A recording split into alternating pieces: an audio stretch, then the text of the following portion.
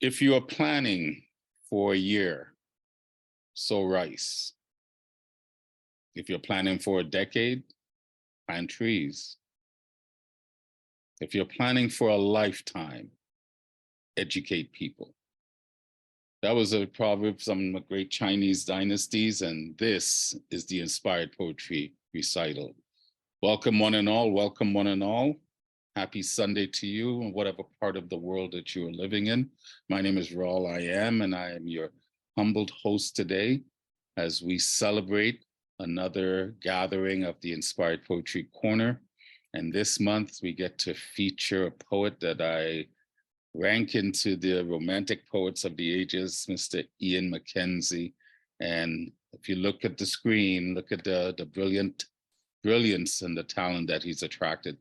Some are here to recite, some are here just into support of Ian, who supports many of us in showing up in the various shows. So just before we get into Ian's set, I just wanted to just do some housekeeping. I invite you to please keep your mics muted. I'll try and do a job of monitoring as you go, because sometimes we forget. I know I forget sometimes to mute my mic.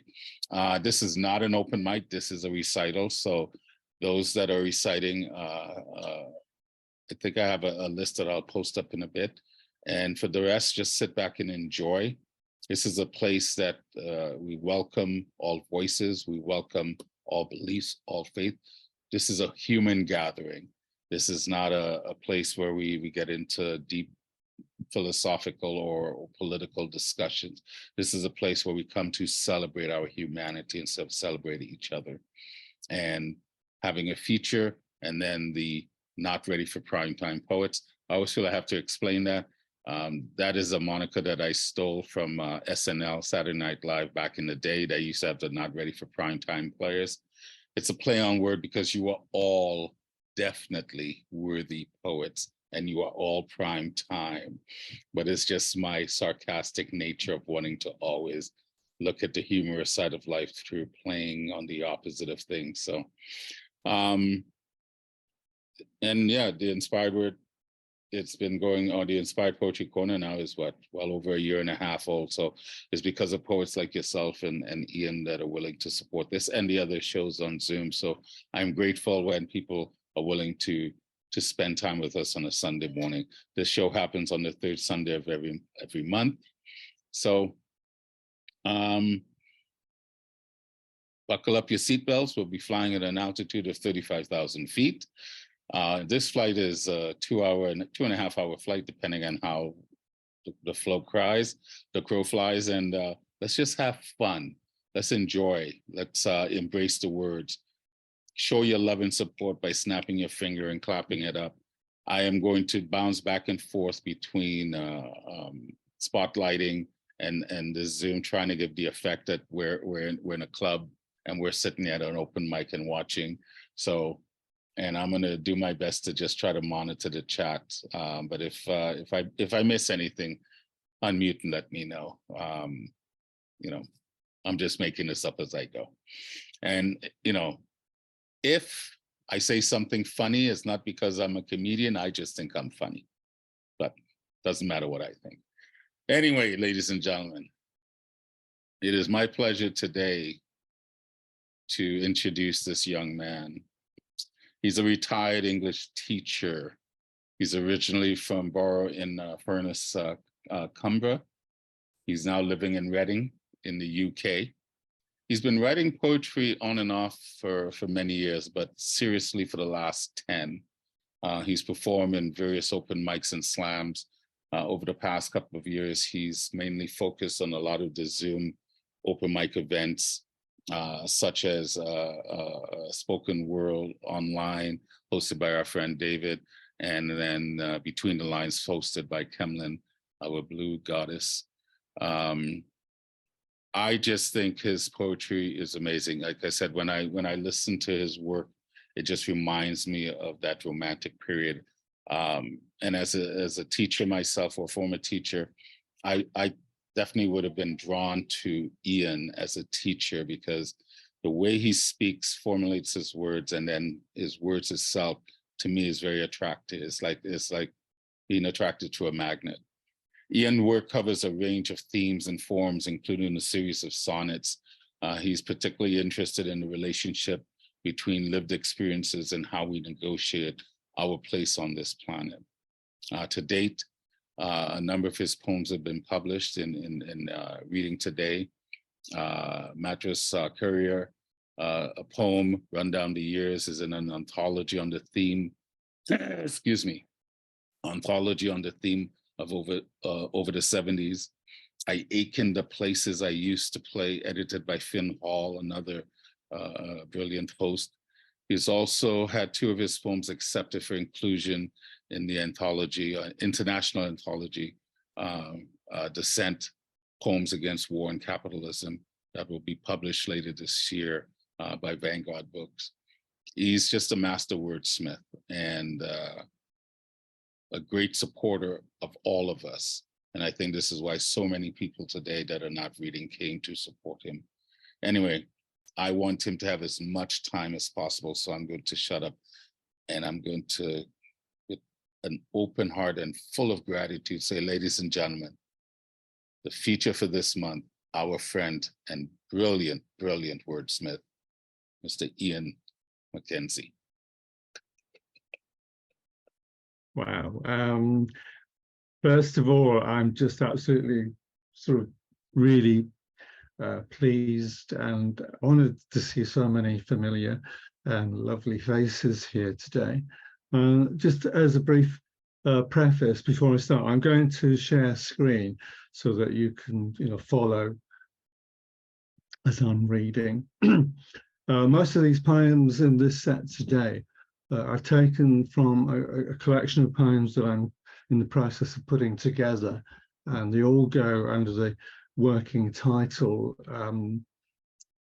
Fundamentally Human, and which I'm not sure if it's an original title or if it's been used before, but there is one poem, I think, where the idea comes from, and I'll explain when I get to there. But I think what I'll do, I'm just going to crack on, and no need for any more introductions or explanations. Let the words speak for themselves, is what I always tell myself there. So if I can share screen, and yeah, if you can see that.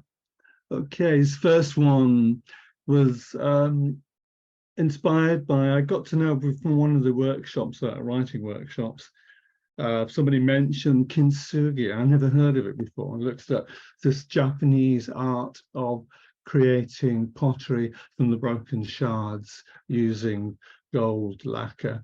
And so this is one I made this poem. I thought it was really a good metaphor, if you like, for telling a story about your life. It's called A Cracked Pot. There is a strange beauty in broken things that, when put back together, signify a story told of a life lived to the full, like the crow's feet and laughter lines that do honor to a careworn face, just like those that illuminated my Nana's features when she hugged me or fed me rolls of sugar-coated butter, a conspiracy of contraband just between her and me. And just like a cracked pot, welded and repaired by lines of burnished precious metal, I am more than the sum of broken shards collected and put back together, forming my backstory, the collective memory of experience, failure and success, all joined in a patchwork quilt of narrative containing all my flaws and imperfections. In these pieces, I am whole again, with golden threads running through my veins.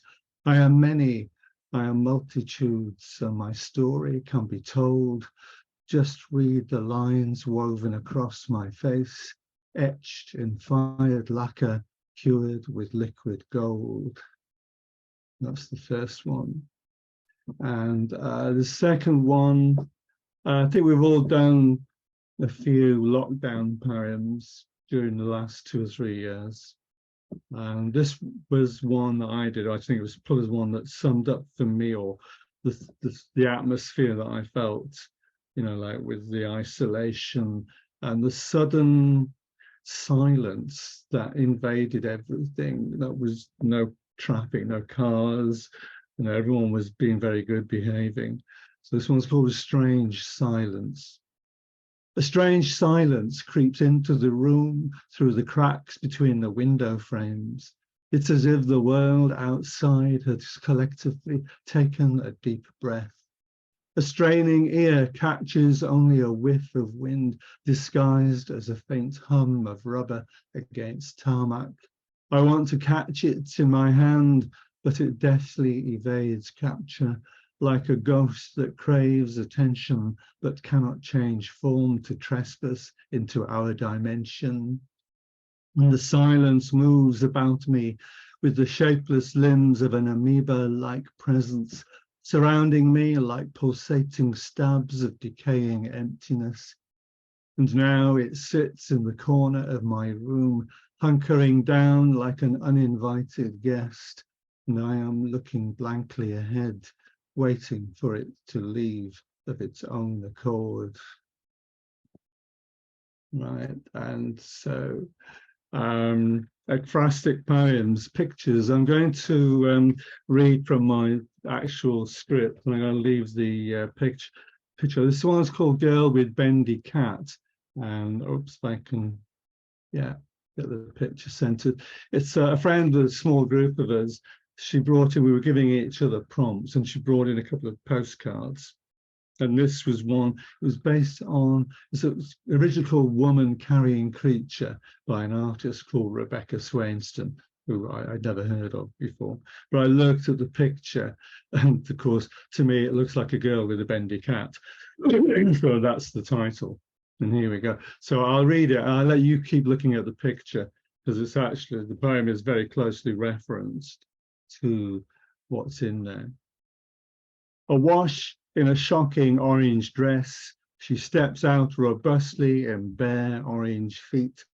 She holds a feral creature grasped in her clutching orange fist, the snarling grimalkin seeming somewhat discomfited, bent in an upturned U. Perhaps it's her disgruntled daemon, judging by the orange girl's matching visage, a wild glare of rage or angst, both in sync.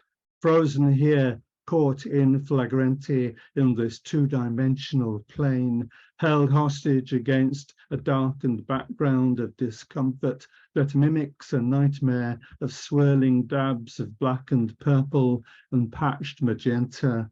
Her taut face appears against this raging nightscape like a luminescent comet, with a flaming trail of fiery auburn as she is leaning into the far edge of the neatly trimmed, borderless frame.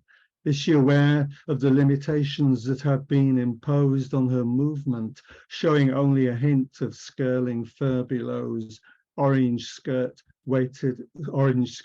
hem weighted with sequins, which may explain that blood-lipped grimace?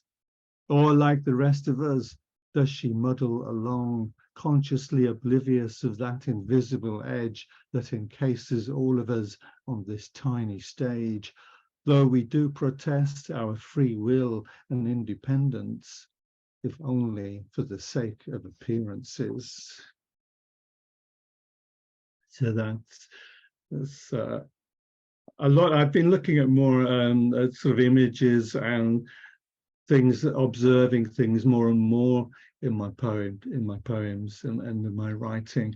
And it's like, I think one thing about poets I can say, we're the one group of people I think who are all walking around with our eyes open, whether that's metaphorically or visually, whatever. But I think that's a good image there to sum up our fellow poets. Right, this is the one where the fundamentally human tag comes from. And this is a sort of an abridged version of the original one. It's called My Mother Had Me Tested on Being Fundamentally Human. Bit of a whimsical title, but it was actually from a prompt in one of the slam events that I did about 3 or 4 years ago, and there was the theme for the first poem, and we were given a fundamentally human hypothesis. So this is the poem that I did from that. Warning signs manifested early on as escape plans were laid, aged 3 years.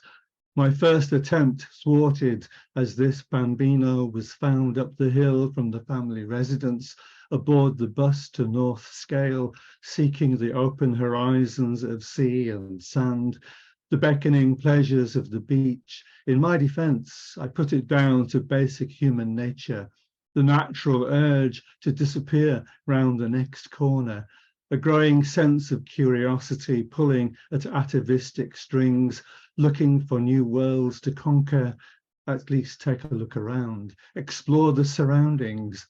That and escaping the clutches of a dysfunctional family was like a magnet pulling at this habitual escapee.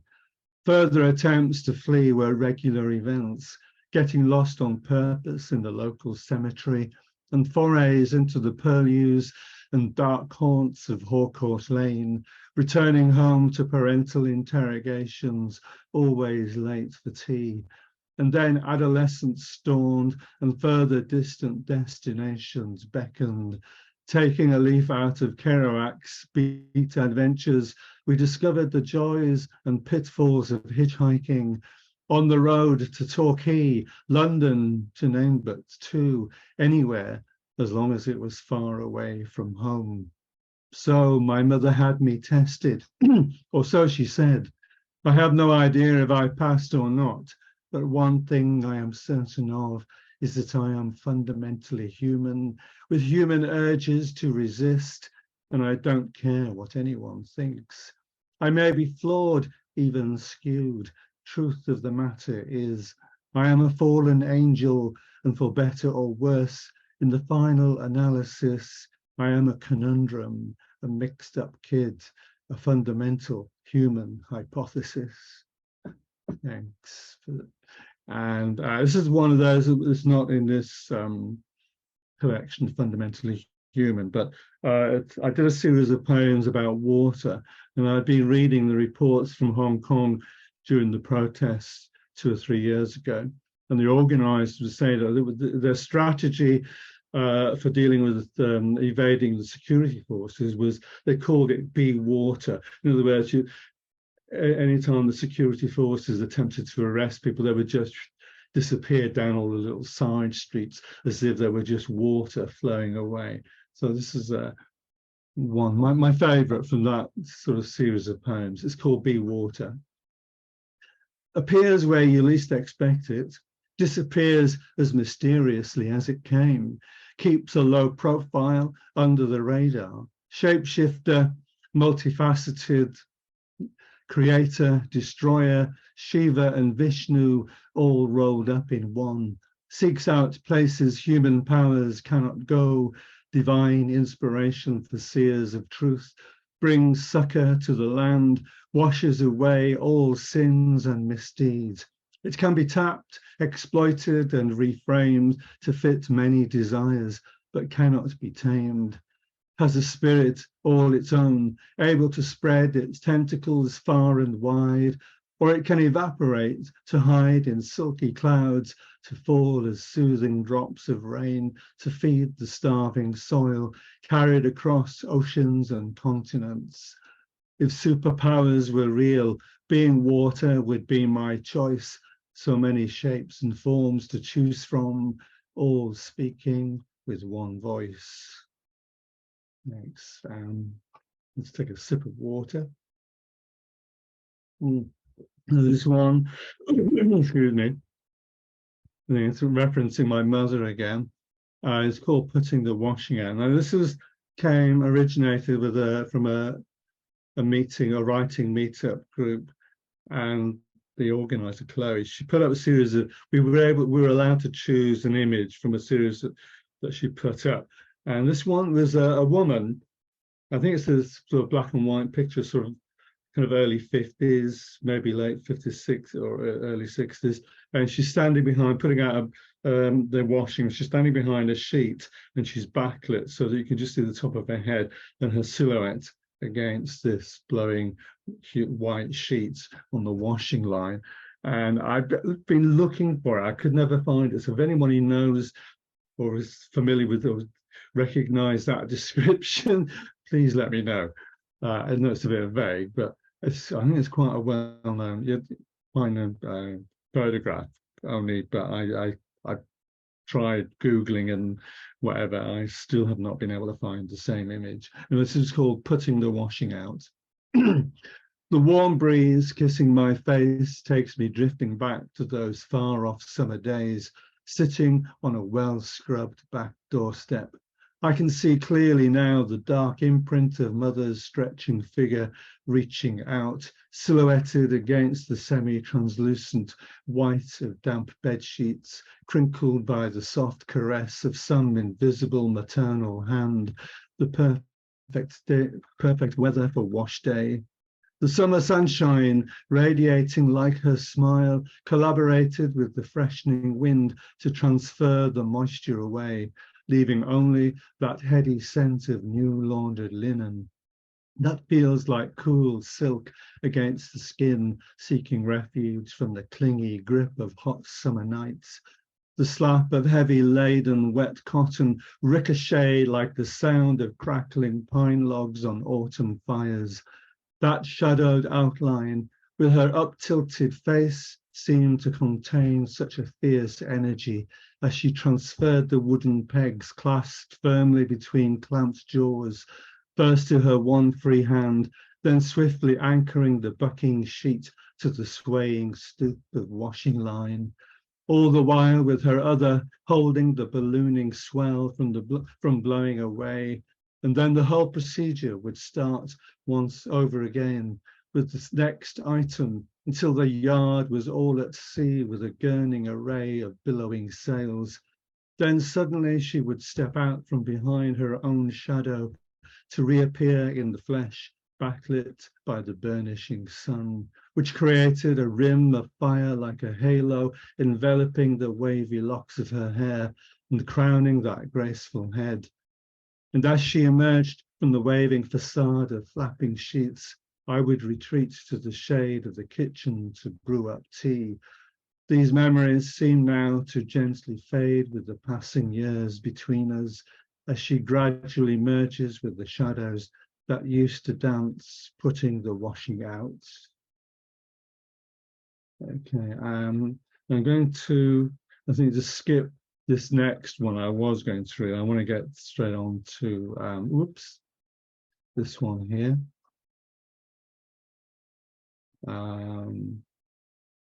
Okay, this is a picture that I quite regularly like to drive my car, park up by a place called Thames Valley Park, further upriver, about 1.5 miles outside of the centre of Reading, and walking down the towpath.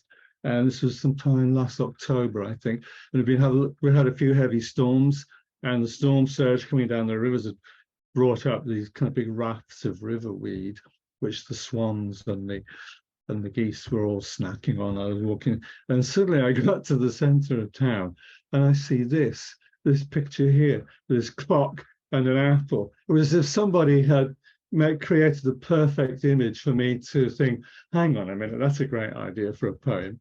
And so I put it up on the Facebook and put the caption, "When did all the clocks stop?" And Lennart kindly said, "Great line for a poem," which sort of gave me the inspiration. Yeah, I should write a poem. But it took a few months, so I put it to one side. It was one of those where I thought, I don't know what to write right now, so I'll just put it on the back burner and see what comes. After about 3 months, a bit of research and planning and notes and things, I came up with this as an epigraph. Don't time drag heavy when the future looks so far away, and each footfall weighs down like leaden shoes, while fate beckons with its echoless call. First part, Genesis on remand. Time seems to have collapsed, floating in a storm-loosed bed of riverweed, accompanied by that sinful apple, the bane of Adam, the undoing of that precocious Eve. The blind hands of a wave-faced casement clock point in splayed distress to a time when time stops dead in its tracks, the hours and minutes engraved, frozen in rigor mortis dread, as if too numbed by events to continue charting the time spent, just watching the idle minutes ticking by, rounding in infinite circles, tethered to a weary treadmill of abstract construction, turning without end. The fickle nature of time. But time is never constant. Its capricious, fickle nature slows down as it approaches ground zero to stop suddenly in the denser centrifuge of frozen imagination, a frail imputation, perhaps, to presume time goes on forever, but a falling cup breaks every time. It never gathers itself together. Just as Murphy's law insists things always tend to go awry, entropy is hardwired into the system. And so we are destined to hit a brick wall of futility with only our faith in our existence, our sense of purpose to help us break this impasse. But while the hands may have stopped moving, our perceptions vary, first slow, then fast, then slow again. It seems that time is never still. It moves on, grinding away at the passing world like a heavy millstone. To some, space and time seem as but an illusion. The tree falls without a sound, with no human ear to perceive its demise. It is only God's perception that makes it real. And still the tug of war continues as Einstein and Newton stand by, deputizing in God's place, perpetuating infinity with a finite human face. And in the interlude, points in time and space bend and stretch at the whim of gravity's will. And all that we can do is lock eyes in futile gaze to see the past rushing up behind us, to remind us that once there was a future, leaving us stranded here, vainly searching for lost time.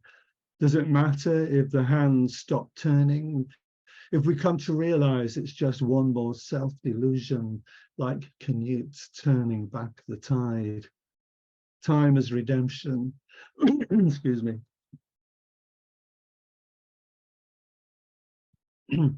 The rooks fly overhead, clipping the clouds as their wings beat time, like recidivists repeating the same old improprieties, while laughter bubbles from below beneath a smirk of mauve edging the rim of sky. And the cold fingers of the recently dead and those long time dying reach out to touch the clock's stiff hands, vainly seeking redemption as the ghosts from their past creep by in surreptitious shadows to form an orderly queue, wailing piteously for some kind of intervention.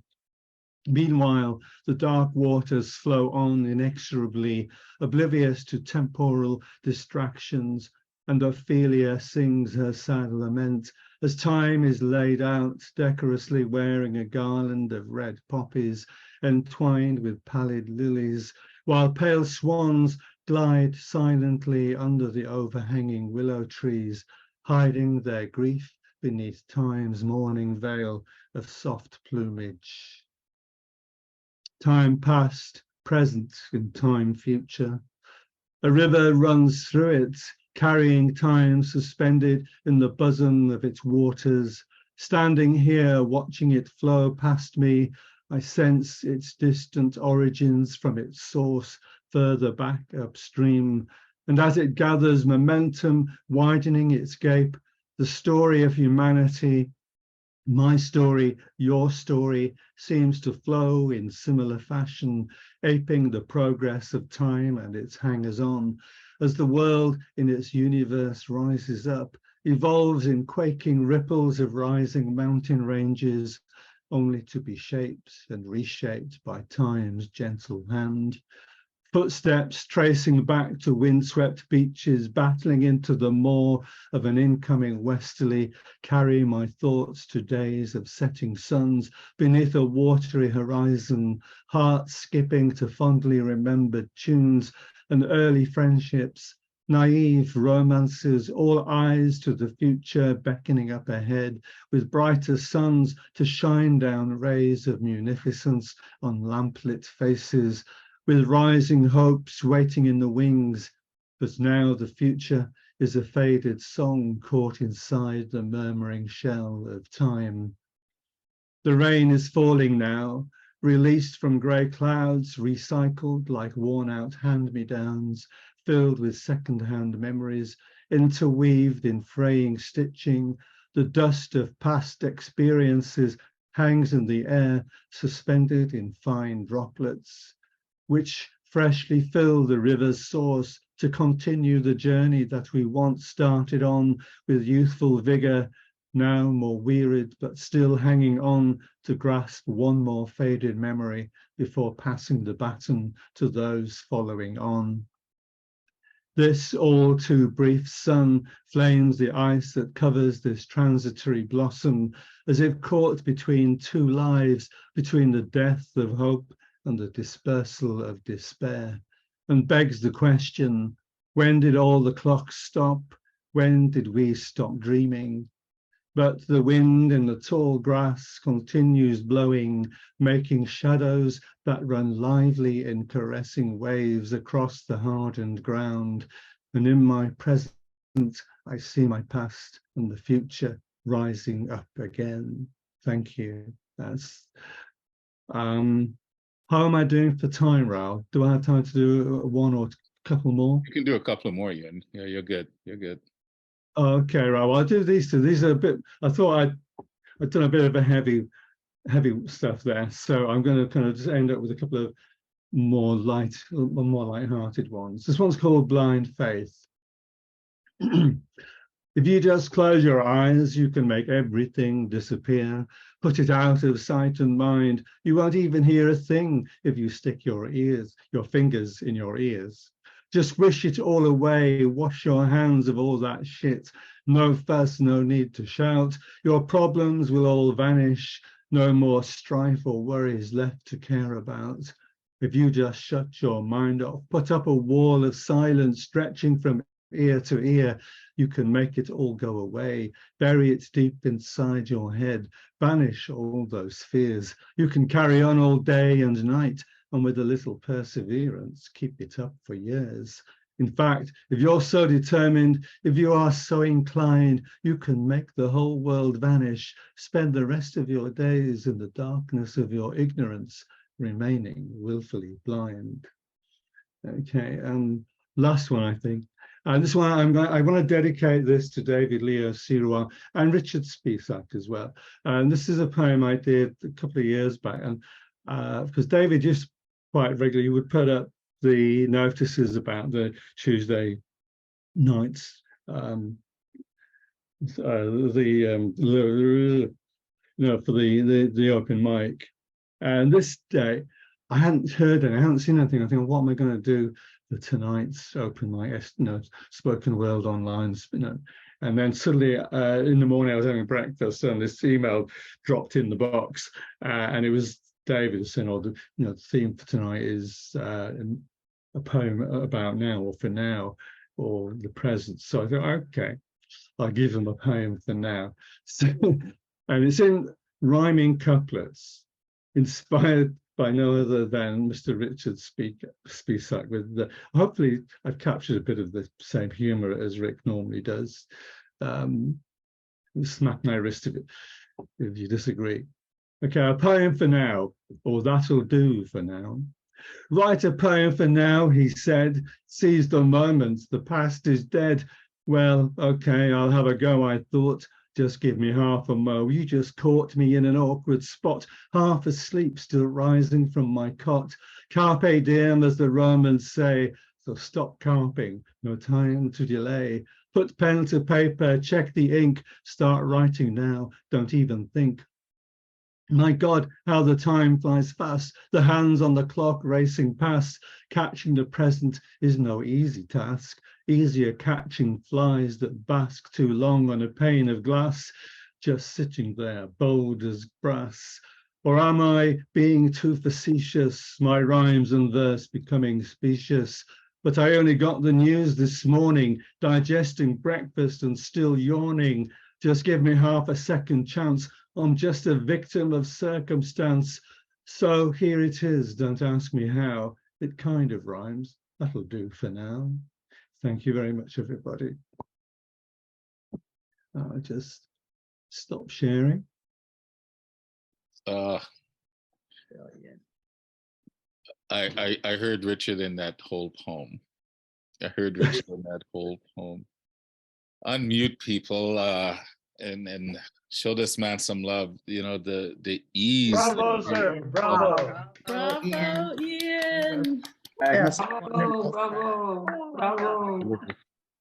just wonderful. You're such a brilliant wordsmith. The ease and sophistication, but it's not pretentious. It's just such a delight listening to you and your mastery of words. You would swear, well, you were born to be a poet. You were doing this even when you weren't writing poetry. I think when I referenced my mother, it's funny you should mention that, but when my father died and we were clearing out the house, my mother died a few years before, early about 2005. And I was rummaging through and to what we should keep and what we should just throw away. And I found there was this little kind of little suitcase that had all of the family snaps from all the past, and it's from cousins, half cousins, you know, old black and white faces I didn't even remember or half remembered. And amongst it all, there was a little postcard, and there was a poem on it written in ink. And I looked at it, and it was my mother when she was about 14. And I'm not sure, I think it was a sonnet actually that she had written. And I thought, well, yeah, maybe, I do come from a literary background of some sort. Yeah, you never know. But you're like me. Poetry came later in our lives. Like you said, you've been writing off and on, but you kind of really latched onto it. 10 years ago? For me, it was 13, 14 years ago. So today, in our getting into our golden years, what does poetry mean to you at this stage of your life? I guess it's if I think about it in terms of kind of marketing or in material terms, I just think just about every other, or no, well, most of the books in my collection now on the shelves are mainly poetry. I might buy the odd kind of novel, or sometimes if it's a philosophy or it's a factual book. But most of the stuff I buy, either it's actually collections of poetry, or it's books on poetry, sort of literary criticism. Of course, I was teaching that at school, with the literature element of the English GCEs and GCSEs, and obviously poetry. We did one of them was one of the modules was poets from other cultures, or poems from other cultures. There was an anthology, and I think they had to do that for one of the papers on the English language. And I remember because I actually, when I started doing exam work, it was AQA, I think it was one of the main exam syllabus on one of the main exam boards in England and Wales, and we had to examine, one of the questions was they had to do a piece on, select a couple of the poems from the anthology to write some analysis on. So I got to, I became very familiar. I mean, I actually learned a lot, because I found out an awful lot about other cultures and poets from particularly West Indies, people like John Agard,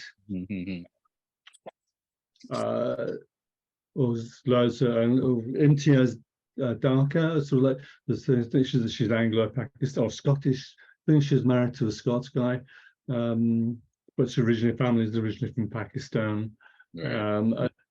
So that really kind of opened up. So it was quite enlightening and engaging for me to see how people from different cultures see the world, from a non-English perspective. But it was fascinating.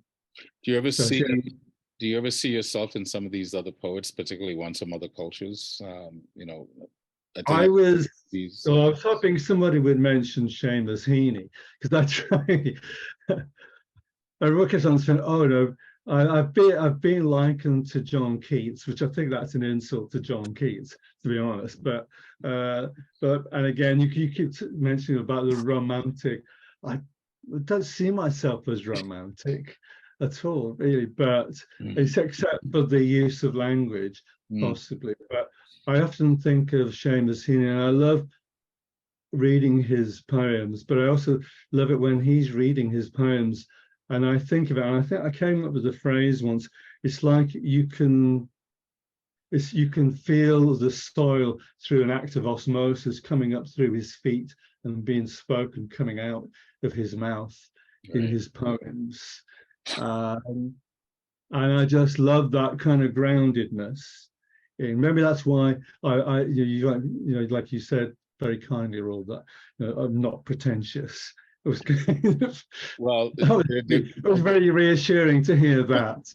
Well, there's an elegance, there's a sophistication to your poetry, and yet, I've heard many where it does sound pretentious, yours doesn't.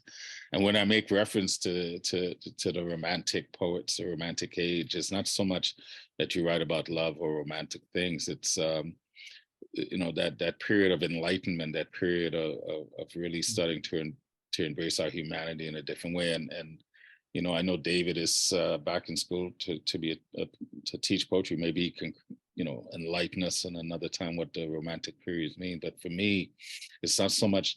It's just that representation. When you say it's an insult to Keats to have you compared, no, I disagree with that. When I hear you, I hear those other voices. Beyond Shakespeare and Elizabeth Browning and some of these poets that I would like to get to know more. So that's what you remind me of when I hear you. I just speak for myself. I get lost in a trance when I listen to you. Right? A lot of it is your voice, your cadence, how you deliver, but it's the words as well. And they're not pretentious. They're heartfelt. They're living words. They're life.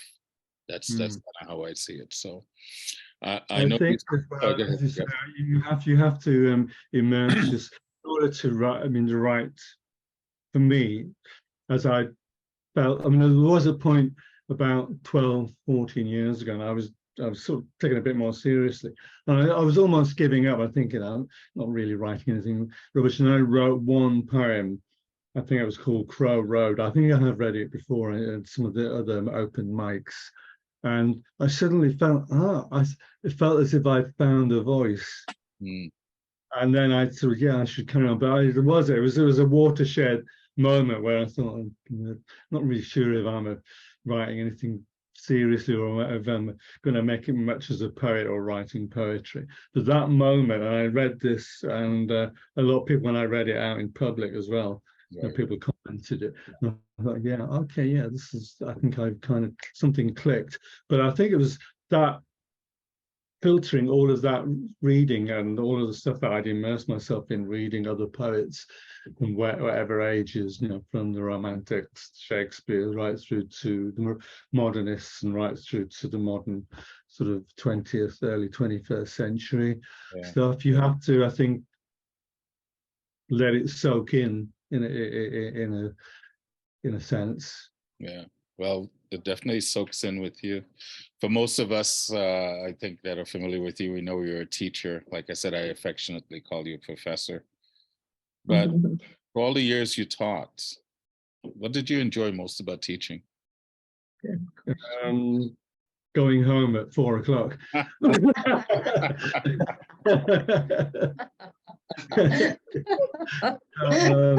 That's very specific. No, I felt no. I enjoyed the creative things. You know, when you let when you had kids, when the kids showed enthusiasm, and obviously they, particularly with the literature, you could, they would enjoy like the sort of stories, and some of them would like reading, some wouldn't.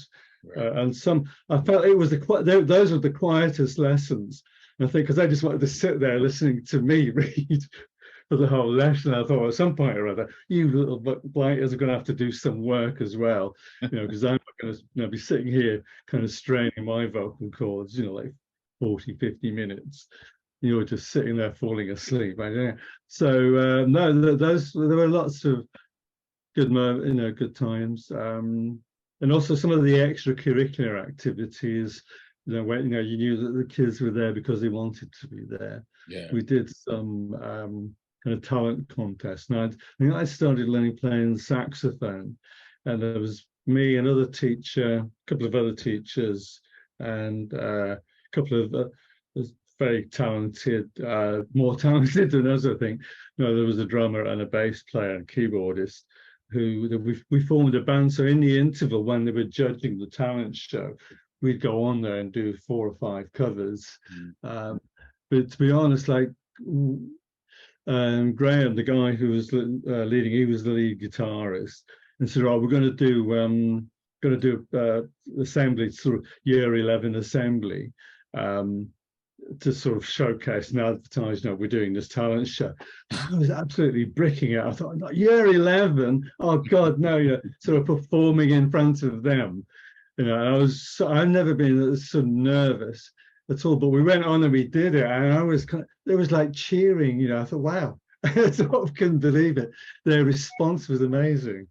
So kids can be, they can be dreadful at times, but they make up for it in other ways. Did they enjoy when you did the reading, when you read? Yeah, well, they didn't say anything. They didn't interrupt me. Well, then take that as a win. Take that as a win. What is your favorite? Do you have a favorite word? Oh God, yeah. Many to choose from. Well, I've got a whole pile of words. I sat in on the last month's thing, and I was making notes, and I thought, okay, what's Rawle going to come up with in his interrogation? Post-match kind of interviews. And I thought, well, there's quite a lot. It's not so much like favorite words, but there's words that sometimes I find keep popping up in poems, that I like, so words like conundrum, I was in one poem, or murmur, like things like murmuration of starlings, imbibe, caress.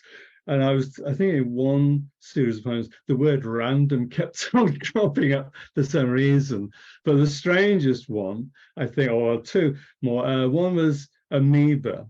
And there was at least the more attentive view during today's reading would have picked up there were 2 poems actually where there was a reference to amoebas, but not in a sort of a pleasant way, but it was just, I found it as a quite effective kind of way of connoting a sort of a shadowy sense of disturbing feelings, like the night, sort of the amoeba with its kind of eerie kind of limbs spreading out. And then another word, I'll just finish off with this one, tenebrous. Tenebrous. I'd never heard of that word before. I came across it reading a Charles Bukowski poem, and he came up with the phrase tenebrous light. Tenebrous means shadowy or dark. So like a brilliant oxymoron. And I've been dipping in and borrowing that on and off for the last 3 or 4 years. I don't think I've ever heard that word before. So look it up in a dictionary, Rawle. It's a great word. I like the sound of it a lot and what it means. I like that a lot. Okay. Yeah. I noticed in your presentation you didn't have any photos of swans. What did I miss? I'll send you the hard drive on my on my phone. There's handbird song. Well, it's just just watching what you put out, and I love when you're capturing photos, and particularly when you can tell when you've captured a moment and catching a bird in flight or catching its wings just right. So, and then so to me it kind of goes with your poetry. Do you have a favorite sound? What do you like? What sound really? Well, I put down musically, and I think Miles Davis trumpet, John Coltrane's Pharoah Sanders tenor sax, or any riff of Keith Richards, I would put down. But outweighing all of those, and particularly in the light of what we experienced in the lockdowns during the pandemic, birdsong. And I remember walking out around, there's a sort of big field with a load of trees about a few hundred yards away from where I live. And there's a very very busy road runs alongside it. And the motorway is only about another 150 yards further on, 100 yards further away. So normally you can't hear anything except, like rubber on tarmac and engine noise and so on.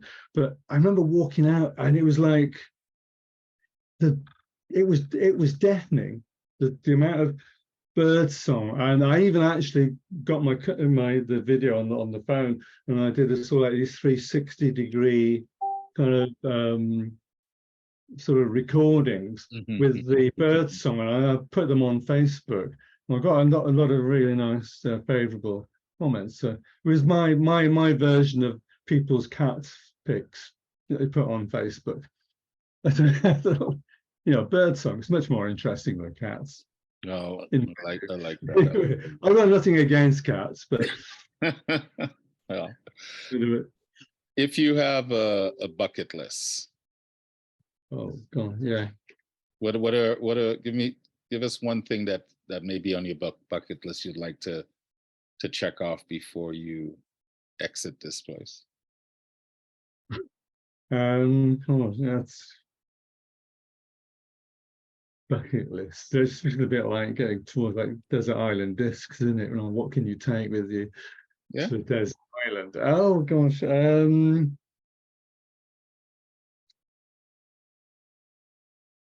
That's an amazing question. To be able to visit as many countries in the world as possible. Yeah.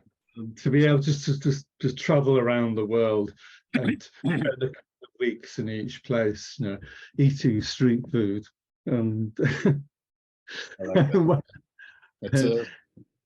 that, yeah. And just listening to the noises, the language. I wouldn't understand the word of it, but it would be just like so kind of. And the other thing too is because I may have cropped up in one of the poems that I read that I always manage to get lost, and quite often I think I do it deliberately.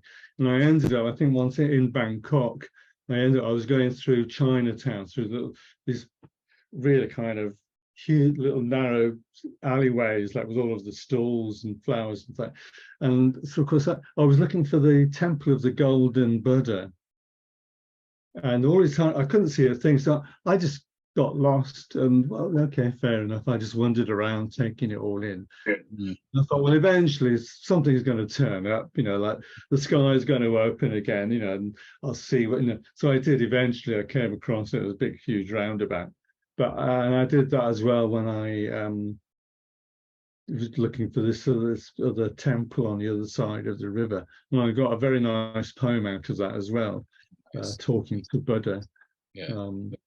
Which and those things happen when you kind of get away from the tourists and get into the lives of the people that live there. This is it, yeah. I recommend it to anyone if you're on holiday. Stay away from it. Get out of the touristy and. Yeah. You'll find your way back. Yeah. Well, it will take you back.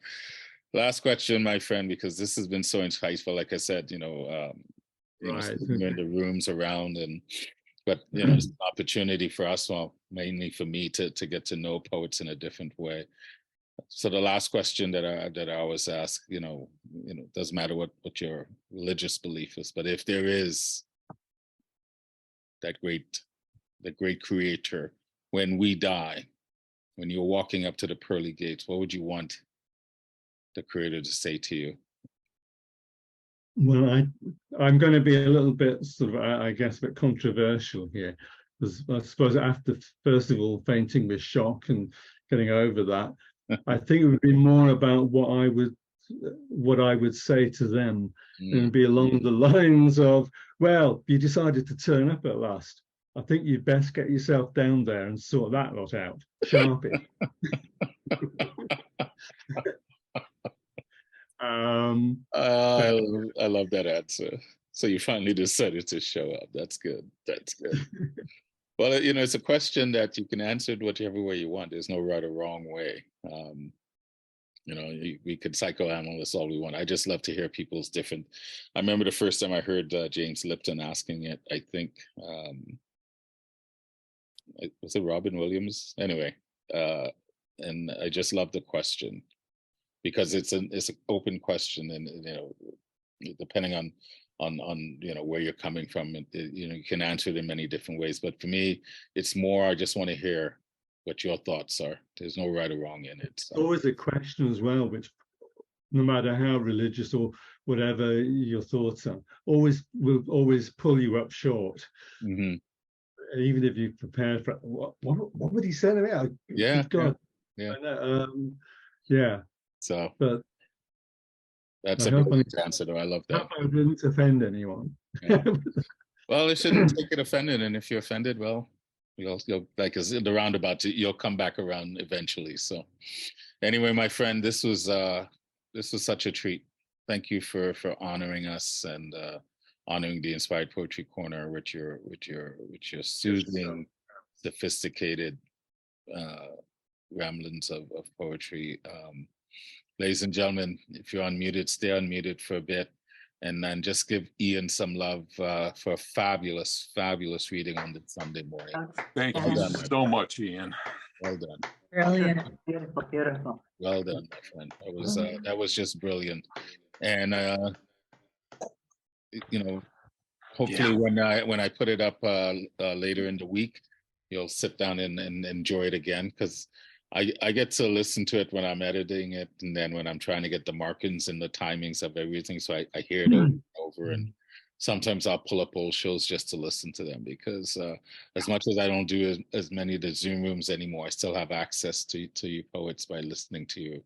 So well, I just think feeling so relaxed now, and I'm so looking forward to hearing all of your poems now. I say I'm really feel honoured and privileged to see all your faces here and listening in and showing a lot of love.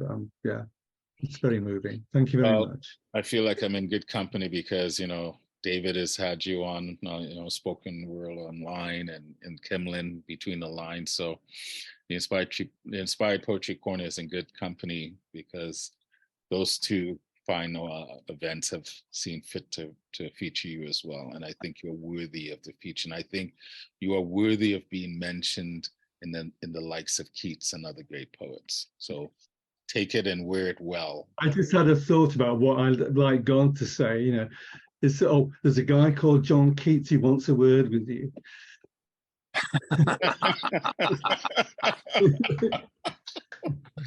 And all the other poets are going, well, what about us? We want to talk to him. Anyway, Ian, thank you so much. Thank you so much. All right, now we get to listen to the Not Ready for Primetime poets. We have quite a few in the docket. I'm just going to, I think I just posted the performance order. Once again, this is not an open mic. These are the performers that will be supporting our feature Ian today. And just to remind you, you have up to 5 minutes. You don't have to use the full 5 minutes. You can do one poem. You can do a couple. It's not like it's a hard set time, but you know, if you start getting into 20 minutes, then I'm going to use the hook to pull you off. So, or I'll get the feature to do that. But anyway, it is as tradition after the feature, because Sunday mornings here at the recital has become almost you know, a place of reverence where we get together and celebrate life. So it's always fitting to follow the feature with my good friend Alexandra from Greece to dazzle us with her full package of visual and words. So Alexandra, the floor is yours. Well, If you can exactly. unmute as well, folks, thank you. Oh, I'm sorry, mute, not unmute, mute. I think Ian is unique in his own, has his own uniqueness. I wouldn't compare him to anyone, and that goes for every poet, of course. Well said, Alexandra, well said.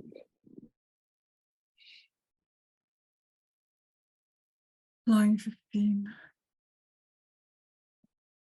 Keep up with that turquoise lover, so full of love and kindness. Before doubt compromises every fleshed out interaction. Keeping viable honey-sweetened utopias. Sinking in a black swamp of remorse. Leeches of greed sucking on lust and shame. Enduring through our biggest mistakes. Emerging into our new biggest improvements.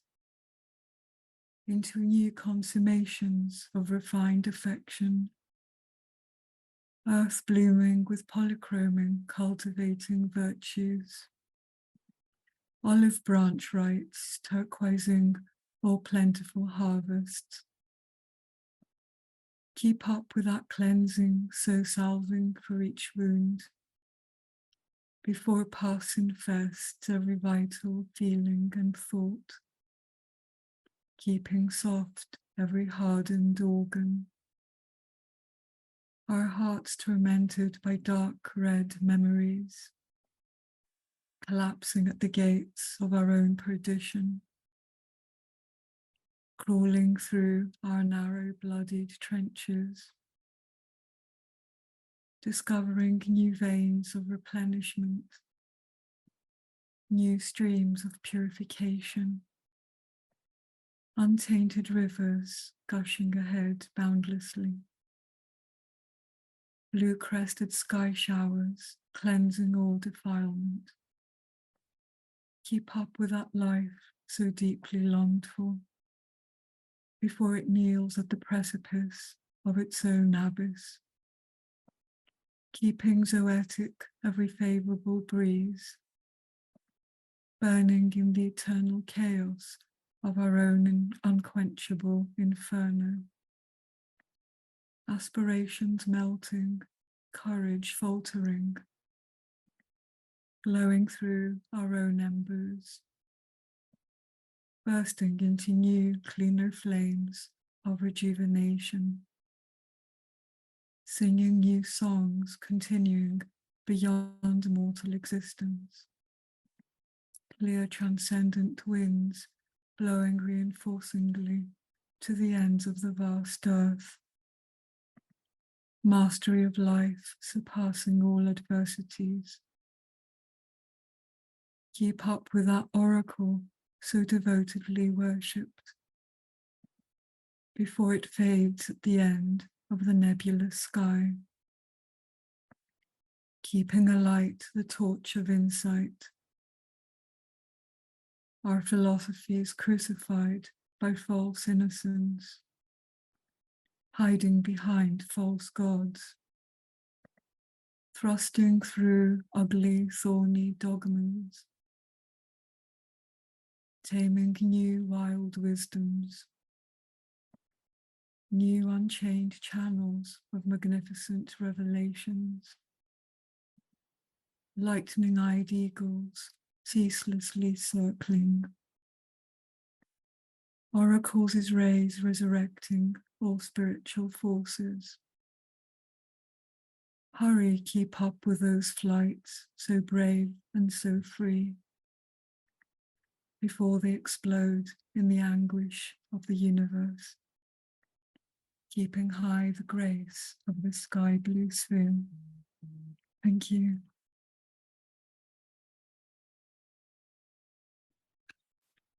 That was brilliant, my friend. Was that a philosophy crucified by a false, I forgot to write it down. It'll come to me, but you had a brilliant line in there. A philosophy crucified by a false innocence. Yeah, and ugly, thorny dogmas. Yeah. I'm just so fed up with religions, you know. Well, I love it. I love the line. Well done as usual. It's just so soothing, but I'm loving the depth that I'm hearing in what I'm hearing from you lately. Like I said, I don't get to hear you as often as I used to, but I'm loving the depth. So thank you so much for honoring us this morning and, you know, being a supporter. Greatly appreciate.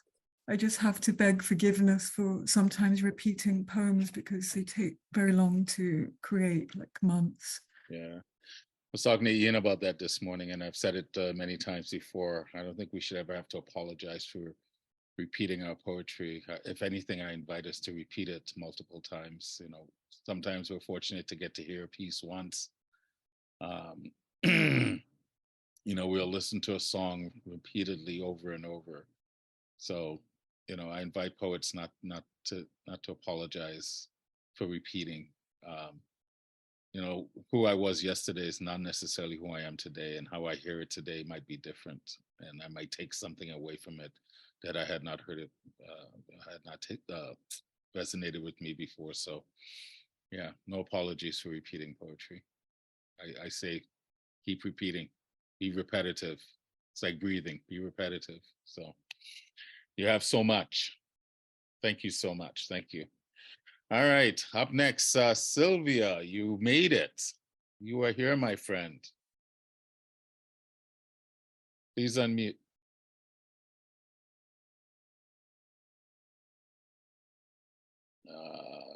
Let's see. I unmute. There you are. There you Okay, I just want to find out, James, there is one poetry I do not know I read before or not. It's called Do You Listen? Okay. Okay, let's read. Do you listen? Do you listen deeply to feel what I feel? Do you listen to find out what I'm thinking? Do you listen with understanding, with no judgmental? Do you listen to find out the real me, what's truthful about me? Do you listen and feel being heard? Do you listen if you can acknowledge what I have thought? Do you listen and paraphrase? I felt, care, and listened to. Thank you for being a good listener. I love you for that. Thank you. Yes, we are listening, Sylvia. Thank you. Thank you. I know you had some troubles this morning, so I'm greatly appreciate you. You still showing up. I hope everything got sorted out for you and it works out. So I know you've been having a hard time with computers and internet lately, so hopefully it works out. But thank you for being here. Thank you for showing up. Okay, up next, Lucia, I believe this is your first time here, I believe, at the Inspired Poetry Corner. Yes, it's first time here. Yes, so welcome, and thank you for joining us this morning. Thank you.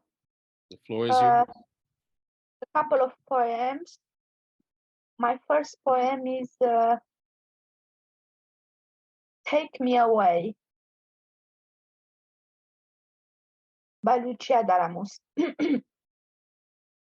Mud, black cold mud, and rain with bullets and tongues near a head of a baby with smell of milk on his baby skin, a face, two faces, behind of a broken window, and glasses, smashed glasses around the children, soldiers with guns in their hands, hiding in this deconstructive house, attacking Russian, a Russian against an Ukrainian, in Ukraine, Ukrainian soil, Ukrainian houses, and children between them, with their face two faces, and a baby.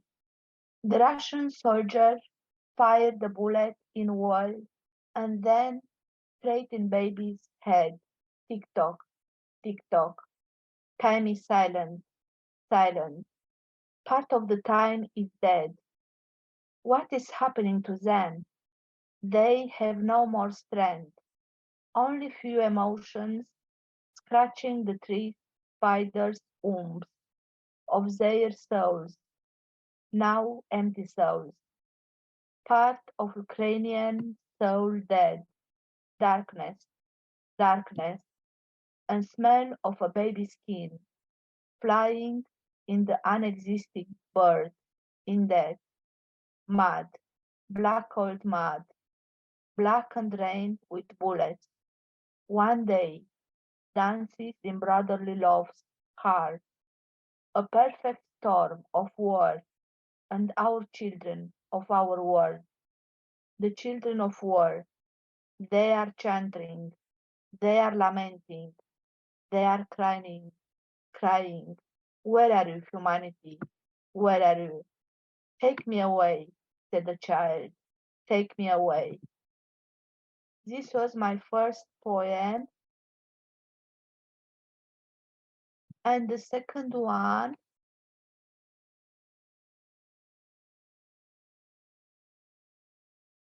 is For Potatoes by Lucia Daramus. Last night, the umbrella of the sky opened all its stars, and I was sleeping only in the middle of the night. It was raining, raining with stars, and it was so beautiful. At the TV news, again about war, again about Ukraine, but never you have to say again and again about this subject. An old woman in the middle of the constructive fire, an old woman with potatoes in her hands, 4 potatoes in her hands, and a soldier, Russian soldier, with a gun. He hits the old woman. The old woman falls down around her potatoes. 4 potatoes, only 4. She is getting up. She is picking up her potatoes. The soldier hits her body again and again. Blood is splashing out from the old woman's head. The Russian soldier is going away happily. He is happy because an old woman in the world, an old woman with 4 potatoes in her hands, who is the enemy of the young Russian soldier, is with blood around her head. The Russian soldier is happy, happy of blood, happy of hitting, happy of destroying an old woman. But the old woman is still alive, with her potatoes, 4 potatoes in her hands. How lucky she is, how lucky. In my room is night, and it is raining, with dreams this time, a dream with peace, peace for our life. Thank you.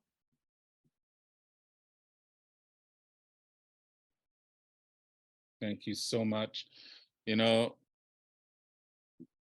take the politics and all that out of it. We always forget in these conflicts, there's innocent humans that are having to experience the heaviness of these wars. So that's what I took away from that. Thank you for that reminder.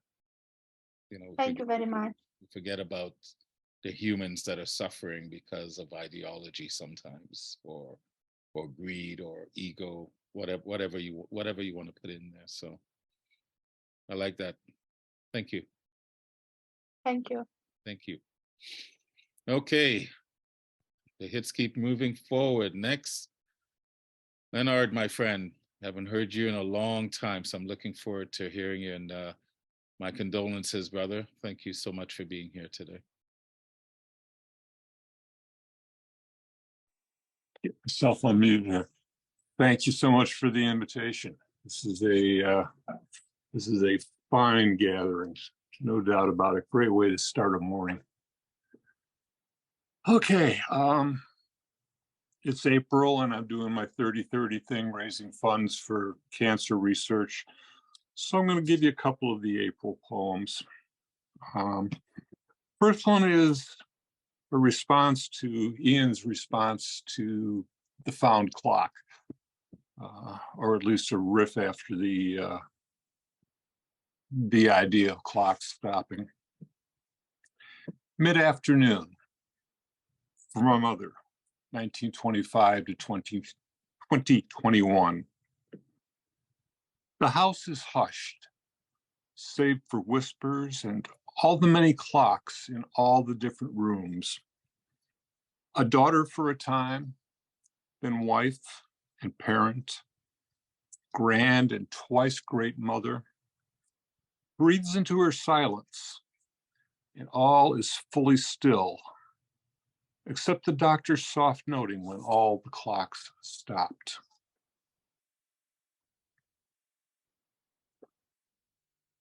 After a 1912 ink and watercolor by Arthur Rackham called The Shipwrecked Man in the Sea.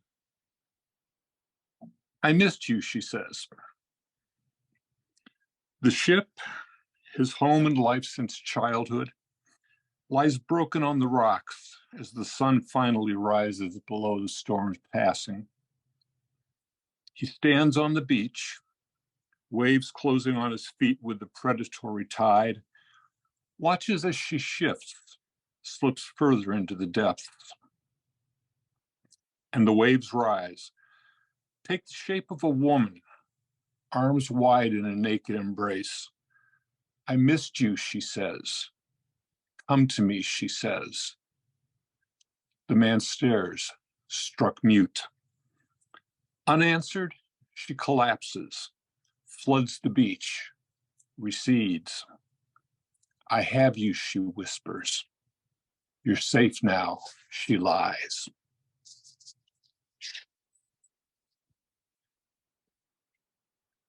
Midnight. The darkness is warm, even with windows thrown open. She sleeps on her own island of gentle peace, of memories, love that hovers in the air.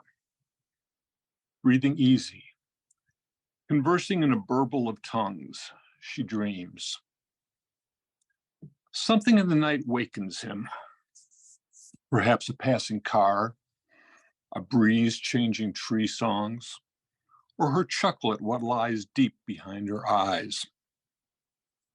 He lies close behind her.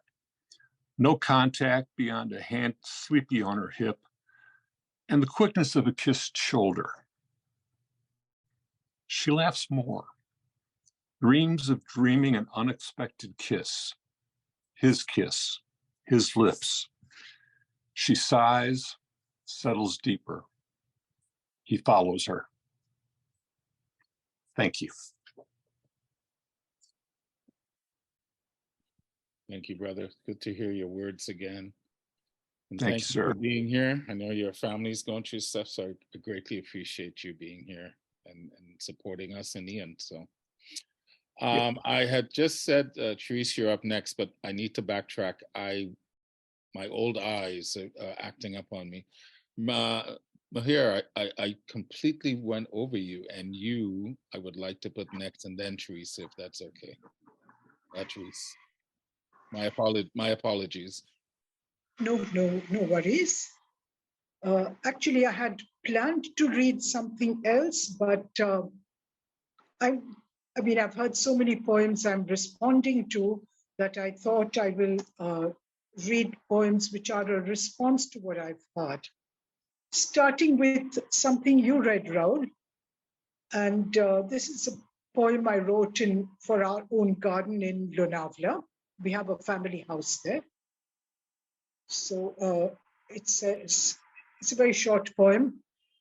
It says, plant flowers for yourself, fruit trees for children, and a banyan for grandchildren. It's kind of connected with something you started with. I was extremely moved by Lucia's poems on Ukraine. So I wanted to read a poem I had written at the start of the Ukraine war. It's called Babies in Bunkers. Babies in bunkers. Were we born only to die before we turn 5? Is the anguished cry of babies trembling in bunkers. Eyes frozen in shock at homes crumbling in fires, at hands imploring help from broken brick piles. Swirling smoke, blackening blue that once was sky. Bombs, sirens, screams, silencing lullabies. Only devils deprive babies of smiles, gurgles, dreams. Such oppressors should die. And now a response to Ian's poem on lockdown and on the silence of lockdown. This is called Lockdown Images. We had a very tough time in India during lockdown, which some of you must know about. So lockdown images. Lockdown 1. Empty streets. Silence. Confused crows conferencing mid-street at midday. At street corners, huddles of humans suddenly jobless. My dentist becomes an astronaut, PPE suit, gloves, socks, to keep us safe. Highways jammed with human traffic. No bus, no truck, no car. Humans walking, walking, dying, still walking. A crying child tugging at a dead mother. Another sleeping on a suitcase dragged by another. All walking, walking, endlessly walking. I won't read the second one because of lockdown 2, because that's a bit too gruesome now. And I'd like to end on a slightly more positive note. Despite Corona, flowers refuse to forego the summer bloom, decorating streets pink, yellow, lilac, maroon. Nor does the breeze stop rustling in trees as earth radiates warm soil smells awaiting rain. Crows caw, parrots shriek, white pigeons return light to a sinking sun. Fireflies flash sparkles as they did before. Yes, we can survive Corona. Yes, we will survive Corona. Surely humans have more resilience than flowers, insects, and birds. And the last one is called 2020. 2020 is dying, hated by the whole world. Why, he cries, I have nothing to lose or gain, causing you pleasure or pain. Like 1919 before me, and 2021 after me, I am just a number, marking time. Thank you. Your poems are like, life is your prompt. It's like you just write about life. Only devils defy babies of laughter, and yeah, that line, that's a haunting line that just stuck with me. Thank you so much for this. Thank you for. Thank you. Thanks for having me. Oh, you're welcome. Thank you for having the courage to write the way you do and to share about things that not everyone may want to share about. So thank you for that. Brilliant stuff. All right, continue on. Let's remove the spotlight. Up next, Therese. You finally made it. See, told you it would work out. I made it. Told you. Well, yeah, thank you. I feel honored to be with these wonderful, wonderful poets. And I have to say, Lucia impressed me so much that I'm not going to read the poems that I had out to read. I'm going to also read on Ukraine. And I haven't read this in a very long time. And I think it's important not to forget, the immediacy of the suffering there. So anyway, I wrote this at the beginning, and it's called, Is There Hubris in Our Gaze? I can't stop crying. How could it be different seeing how you suffer? I see the picture of you and your bride standing side by side in your military clothes. I am crushed by the one in your wedding crown and the icon and ribbon in which your hands are bound by the priest while the sounds of Gospodi ascend like the cathedral spires all throughout Ukraine. I am ashamed to think I have the right to speak in your name. I can't stop crying. My sleep is disturbed, and I'm disturbed to think I have the right to speak in your name, for you have watched your baby die as bombs fell from the sky. I pray God will take care of you. I do believe while on the earth we grow and thrive like the fetus inside its mother, until that time when the crack appears and mysteriously guided with fear behind us, he takes our hand as we are born into another land. This land whose fields are covered with love, a love replacing the mud of another world, another place in which there was space and time. This love attained is in the future, but today and now, I stand ashamed to think I have the right to speak in your name. I see your beautiful cities destroyed, and I can't stop crying, and will not stop crying, and won't stand aside and ponder the mystery of Ukraine while you suffer the pain in real time. I want to turn and busy myself and ask myself, what good is it to gaze upon this madness you are living with? While I have the luxury to reflect, you brace yourself for the next explosion in your space, the next shot, and you plot the way you will prevent the slaughter of those you love and wonder, not if, but when your time will come and life will be over. We can say, and I have heard many explanations for the madness and the madman whose soul is in the depths of darkness, but it's hard to comprehend. I hear the arguments to take him out or still to remember we must love as God loves and find a place to recognize this is humanity gone wild. But then I see the dead child just outside the village gate where he tried to escape this madness with his mother, her only child. There is no other, and I am deeply ashamed to think I can speak in your name, and I can't stop crying. I carry the lament of the people of Ukraine and the oppressed Russians who do not believe that their country has begun the siege of Ukraine. They believe what they are told. It is a band of Ukraine marauders who have caused this war. No, it is the siege from your very own nation as they shut down the press, creating this oblation of the gallant people of Ukraine. I am ashamed, very ashamed to think I can speak in your name. I fast and pray and give away what I can to help you as you stay and defend your country, her freedom from the beast of Moscow. Your ennobled president shows the world what it means to be a man of faith, a man with grace who believes we are at heaven's gate and there's no defeat that will not end in glory. And that is the true meaning of the story. Yet here I stand, and I am deeply ashamed to think I can speak in your name, and I can't stop crying. For as I cry, it is you who make your way through the rubble over railroad tracks to the bunker filled with friends and guns, while tanks roll and smoke has covered half the sky. Now it is Lent, and you are suffering while Adonai and Christ embrace each of you, and I see it in your face in the very place in which you stand in basements and at taxi stands.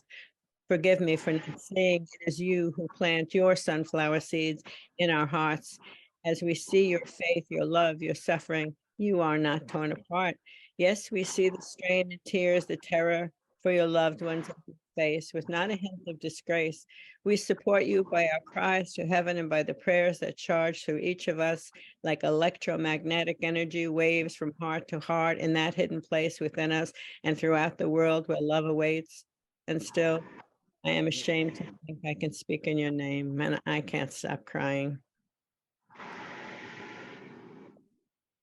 That is one. I could read another short one, which is also the same. Of course. Please do. Please do.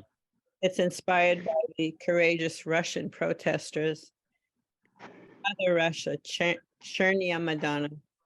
You think it's about Ukraine? No, say it out loud. No, put down your arms, for now is the time, your time to be proud. Lay down your arms and take to the street. You will meet God face to face, and there's no disgrace in fear staying clear of harm.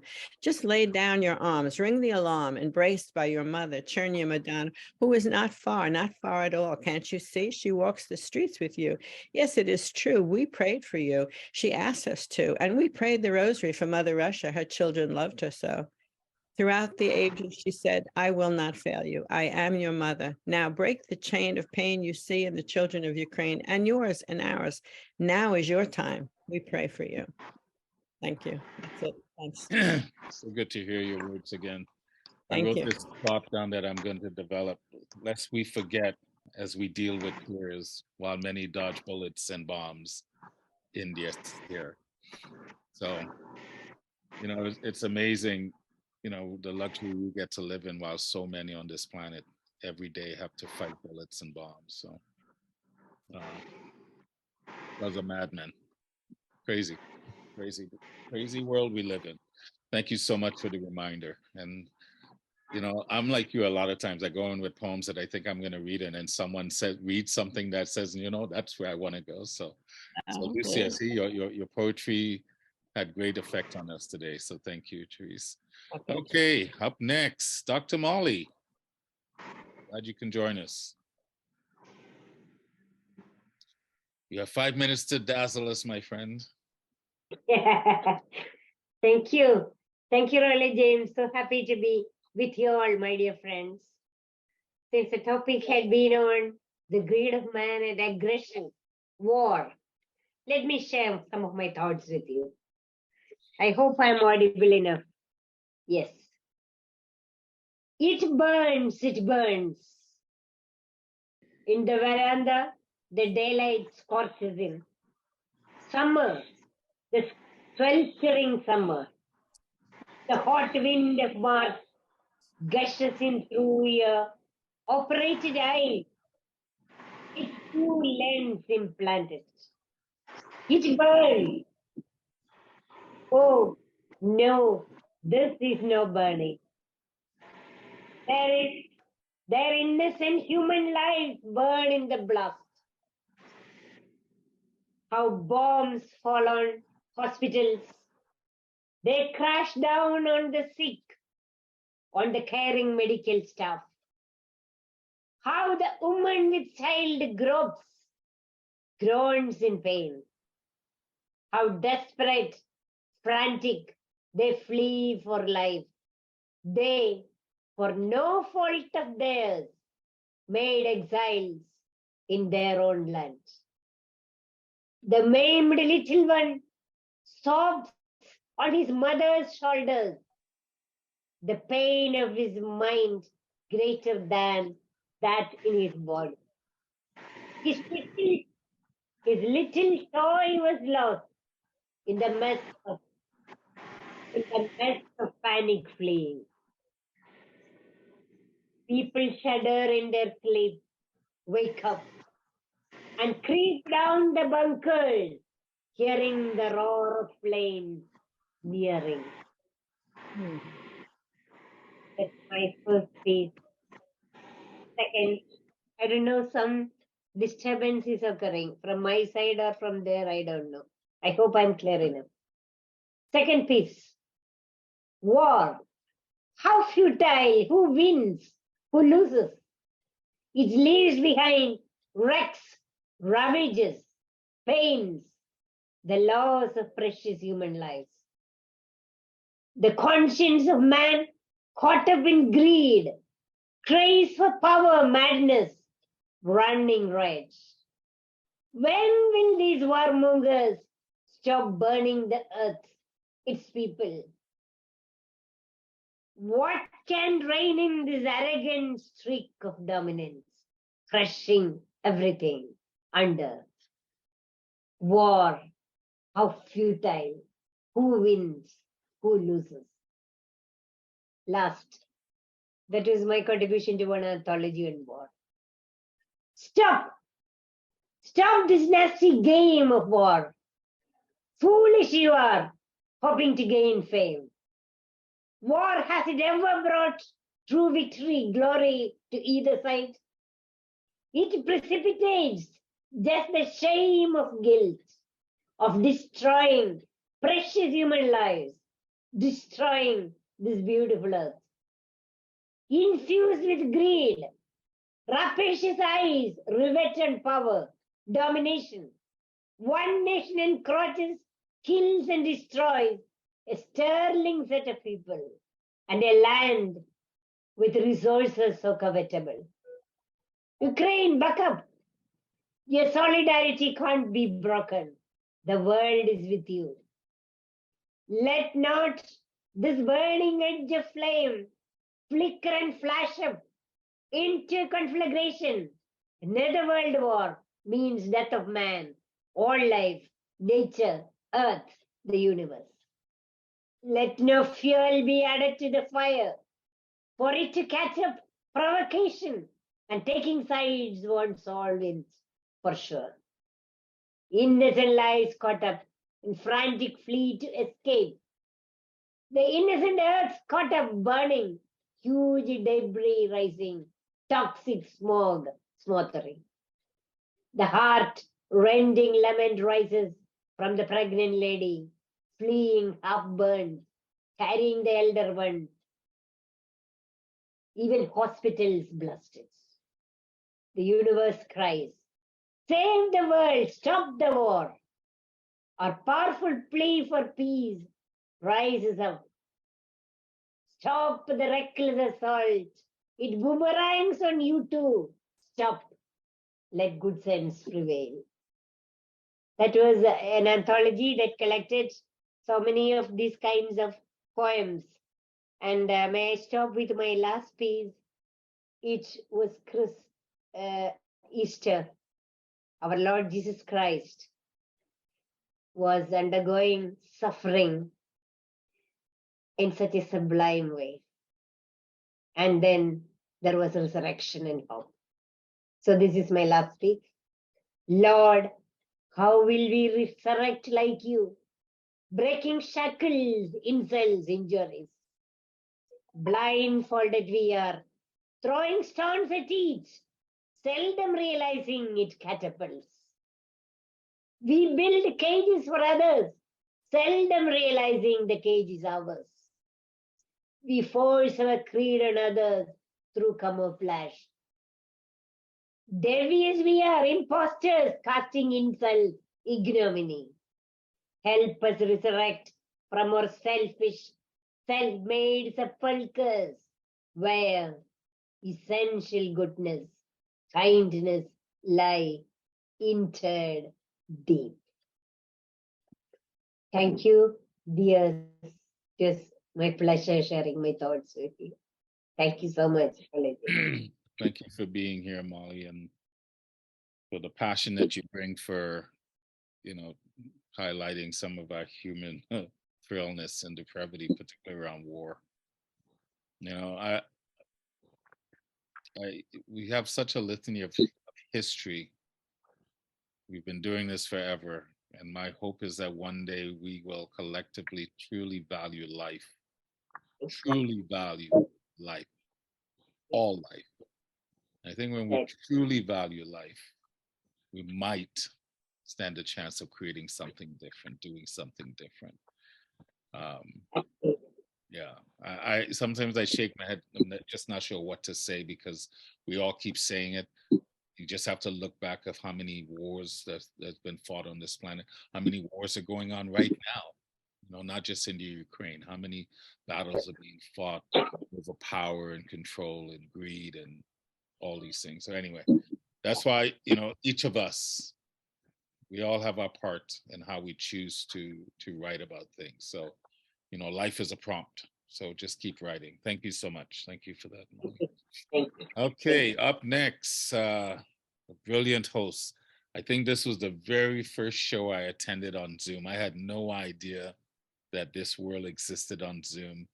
And Alexandra is the one that connected me, and David was the very first show I attended. So up next, in high esteem, Mr. David Leo. the host of Spoken World Online. Welcome, David. Thank Thank you you. for blessing me here Thank today. you so much, Rob. Brilliant set from Ian. Yesterday, I woke up to a rejection letter from Rattle magazine about, a chapbook not being published. And I vowed to myself that I wouldn't leave the house until I had reformatted the whole book in a new group of lines from dreams and send off to another publisher. So I managed to do that. I'm going to read some lines from my actual dreams, and I just put together a group of first 3 chapters of 33 chapters of 33 micropoems each. From 33 from words heard or seen in dreams. And the reason I chose this one is because Ian reminds me of the first line. Raise lyricism to the point of pure transcendence. Who are you? I don't know. Then what the hell are you supposed to be? Better and better. I want to buy you and keep you from committing suicide. One day she just stopped coming down from her room. I realized now I have to be the one to make music in this house. Do you mind living in a haunted house? The day she split was a splintery wooden day. People wonder where she's gone. She isn't gone at all. Her head bowed down hung ripe as prayer from broken branches. Does it have to be hard to design words? If you are not in the sequence of the heart, what next? You want to learn about life? Life is school. I need you, and I need your needs in threes like dreams. 33 is the resting place of the now and seen. Remember creativity. It's better than thinking about the next infomercial. David Leo Sirois is a child version of a writer. The report from my dream life. I can't write fast enough. You have your mission accomplished. Work is a family matter. How can you sleep so long when all this is going on? Love helps all the work get done. People who rise up will gather. It's all a mystery of verse, a cipher of syllables. Nature's not going to interrupt your story. Don't let it stop your song. The babies live not alone, nor to be alone, or else they would have died. Hold on to your brain when you go upstairs.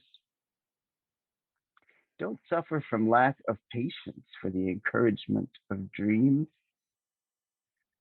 This is all about birds, but we'll try not to leave a frog in the kitchen. Leo is not doing well. He was meditating this morning and he asked himself, am I going to die? It just appeared here. I can't even give it a name. Manifestation. What are you going to sing? If you can, I'm going to sing. Hanuman, please lead me where I need to be. Bleu. If you're going to die, switch meat. And finally, are you watching me make mistakes? From here on in, I will always watch over you.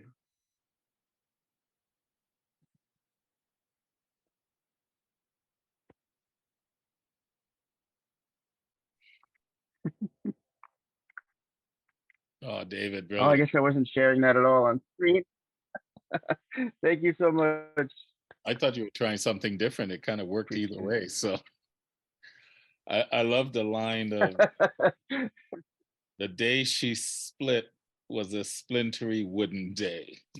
I think that was in the early first piece you wrote. I just love the way you string words together. Can only imagine what you were like as a child. So, and it adds A it adds child version of a writer. the child's version of a writer, yes, and it adds to the delivery that Butters is there in your lap. I don't know if Butters was saying it's my turn to recite or not. Totally, yeah, it's her Yeah. turn. So Yeah. good to have Thank you you here. so man. much. Oh, thank you for being here. You know, when I look at this list of poets, I feel like what was it, the 1935 New York Yankees murderous row? You know, you had Lou Gehrig and Babe Ruth, and it just the talent. So from one hit to another hit. Up next, my friend Marianne, you have the mic.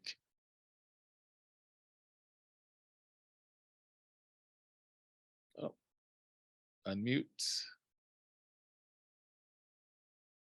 Just a There, minute. there you are. There you are.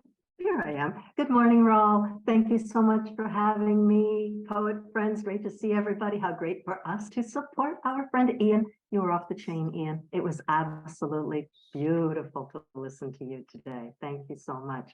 I'm going to change up the mood a little bit because here in the Caribbean, it's spring, definitely sprung, and as you may know, it's carnival time.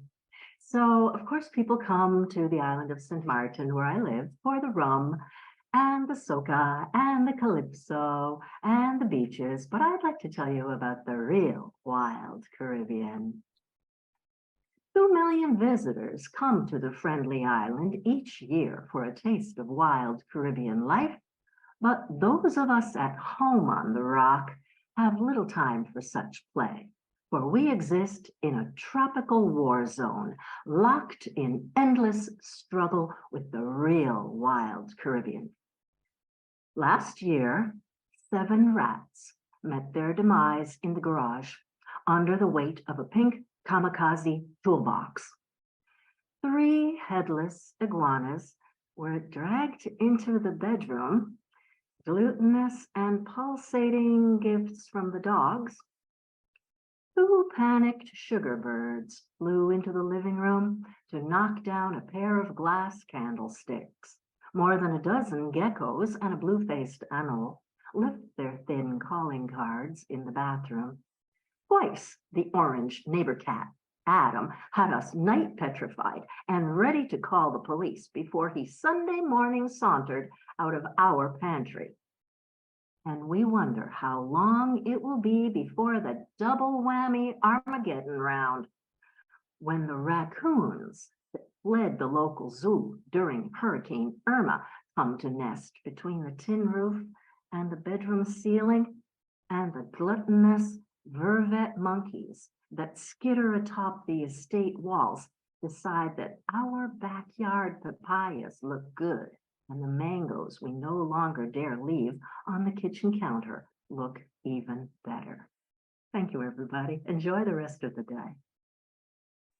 What? We just get one Sunday morning saunter? That's it?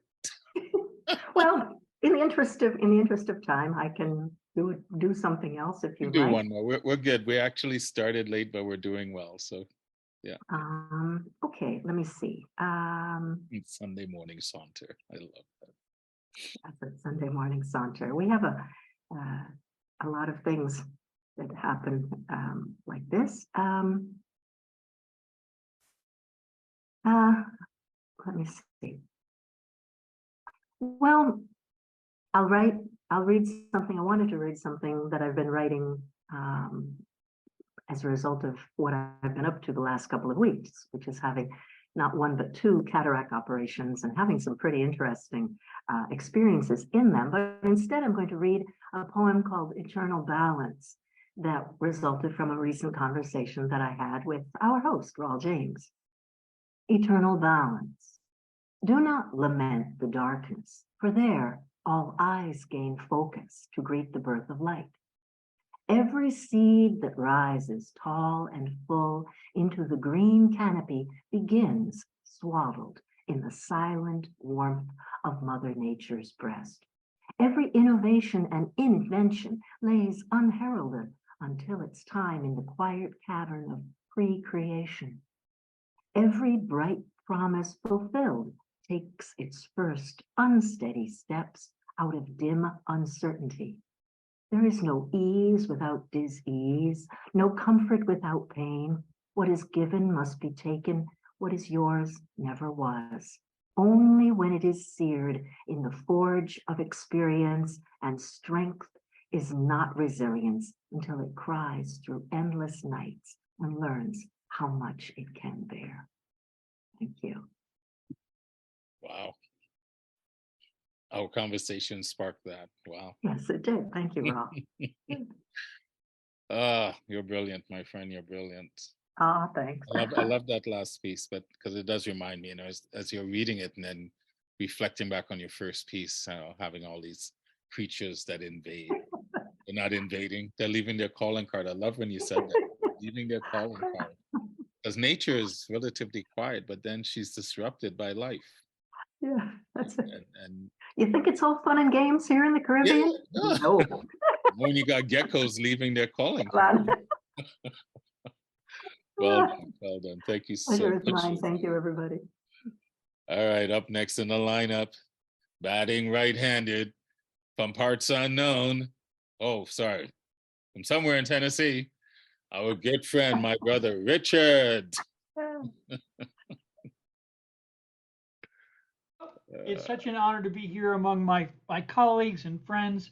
I can't say enough about my brother Raul, Ian, tremendous, every one of you poets who've read so far and to yet read, you're marvelous. Now, for something completely different, get out your pencil and paper. There's a quiz. Are you ready? And if I may, my brother, may I share screen? Yes, you may. It's already set up. Thank you so much, my friends. Here we go. Let's see here. Share screen. Yep, share. And here we go. This, my friends, is called Fragrant Florida Fables. This is your quiz. Fragrant Florida Fables. A man carves a trailer park from a single palm tree. Billy Harkness had a passion, though he admitted it was dreadfully out of fashion. He'd spent a dozen years or more carving from a single palm tree's softwood core a miniature trailer park for all to see, with their little picket fences, chase lounges, and color TVs. He had to carve under a microscope late at night and all the day. He never listened to the voices who say nay. He carved the people fat and thin. He even put their little dogs and kitties in, their little lawns, their tiny trees, even a few with scraped up knees, their sunburned noses, sunglasses, to wearing sandals, flip-flops, some driving golf carts right on through. Part 2. A man collects samples of every pill of every party drug used in the 60s and 70s. He collected reds, he collected ludes, he selected all the ones that people used. He got acid, he got speed, he even found the ones that made you bleed. He found the round ones and the ovals, found a few that created neural novas. He selected pink ones, blue and greenies, even ones that looked vaguely obscene. Paper acid window pane, the ones that help you cope with rain, jellied ones to help you dream, some to cure you off of nicotine, some to chew and some to swallow, some you'd be better off if they were hollow, shiny black ones to keep you up, some after which you shouldn't drive a truck, ones to chill you out already, ones after which you've taken you won't walk steady, just loll and pitch. His drug menagerie, this great collection. And besides, he made some great connections. And finally, number 4, a man trained a clutch of baby alligators to play Ana de Gata de Vida on the bell. Fresh from their eggs, these baby gators were introduced to little tinkling bells hung from taters. They take their cue from bits of food dangled there beneath their snood, sometimes fish, sometimes froggies. After these, at last, they were rendered groggy. They just responded to iron butterfly, I don't understand it. Just watch them fly. They jump up on their two hind feet, ring their bells, God perhaps knows why. In-A-Gadda-Da-Vida seems to stir something down in there. These little creatures leap and snap. They learned In-A-Gadda-Da-Vida before their nap. For the organ son, they use their feet, and an anemone organ, and it's all complete. And now, marching kittens on parade. She lined them up one summer day, tail to nose, expecting them, urging 10 to wander, play. This clutch of kittens like to march, their movements circumscribed like dipped in starch. One by one they parade on by. They're expected at Macy's parade in July, or maybe Thanksgiving. I'm up in the air. But if they climb on those balloons, they'll need some stairs. And when they're shooting, nothing tooting, way up in the sky, in a blink of an eye on a zooming balloon, it's the final clause, exactly why. And then finally, part 5. A man marries every one of a family's 7 daughters in age sequence. He met Melissa, it was May. He proposed marriage that very day. It wasn't long before he met June, and oh my gosh, in his heart he found more room. He told Melissa that he'd met June, Melissa's older sister, who could always be counted on to carry a merry tune. Now, in his heart he found room for June.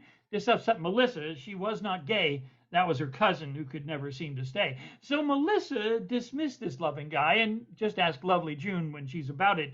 She knows why. No sooner had he changed his nest, he met another sister by the name of Bess. He wooed her, sought her, and by my goodness adopted her deep in his heart. Or just so for a while, that's what he thought. He decided, unrequited, she was the best of all the daughters in that family's nest. June came through the front door, but didn't dally. That's exactly when he met the elder sister, Sally. Sally came in arm in arm with little June. She decided to move into the upstairs room.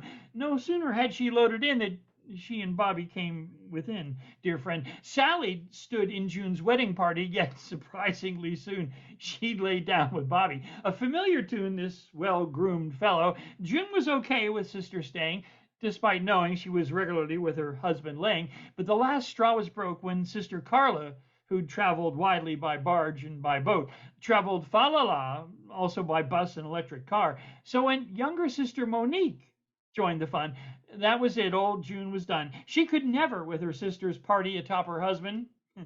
She was far too haughty. These 6 sisters all found Bobby a people pleaser, although perhaps a little naughty, the youngest geezer.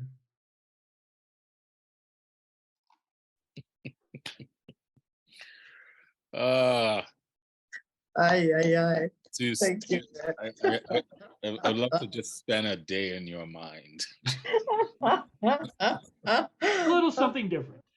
All right. The In-A-Gadda-Da-Vida part was just, I'm sorry, that just was just too much fun. You'll find the quizzes under your desk. I want to see Butters. What was that line? March like dipped in starch.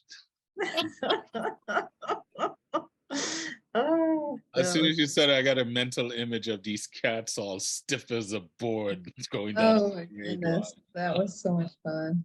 That was a lot of fun. Thank you. See, the beauty of poetry, we can talk serious and have levity at the same time. So for sure. Brother, you're never a disappointment.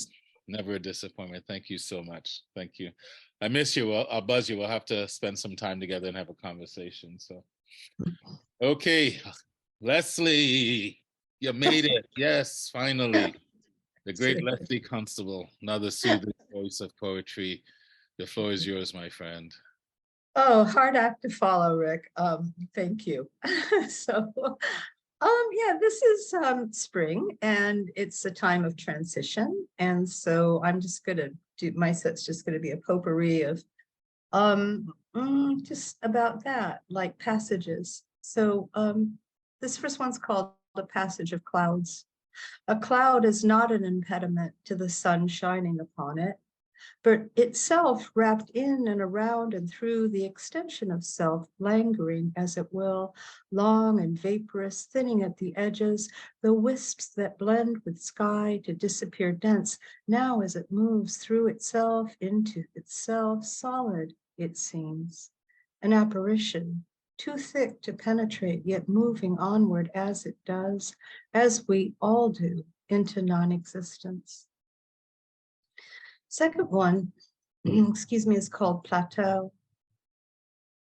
You have asked yourself to grow and to change, to shapeshift from one form to another. And so now you feel yourself expanding with having the new that comes to you enlarge, shift, reducing, shrinking again to the old safe form.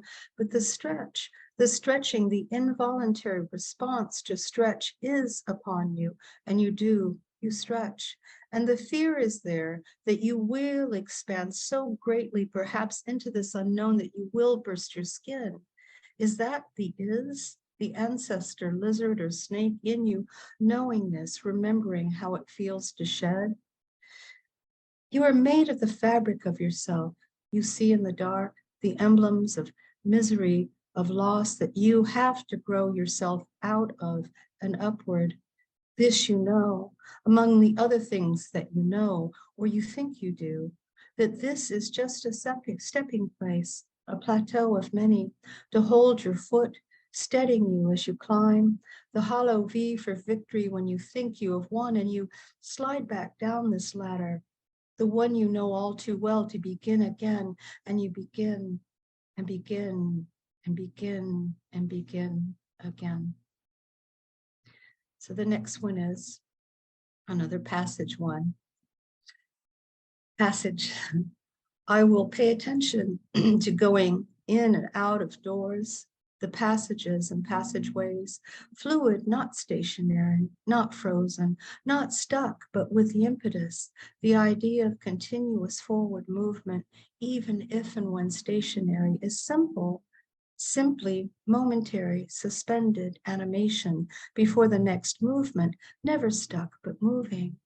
The sounds that well waft up to you, you standing there at your watch on the pier, the point there above the sea, there on the coast to the south, will come to you faint, distorted with a silence both foreign and familiar, like speech that is beneath yet inside the sound of water moving, and witch-like speech underwater, fade and passage.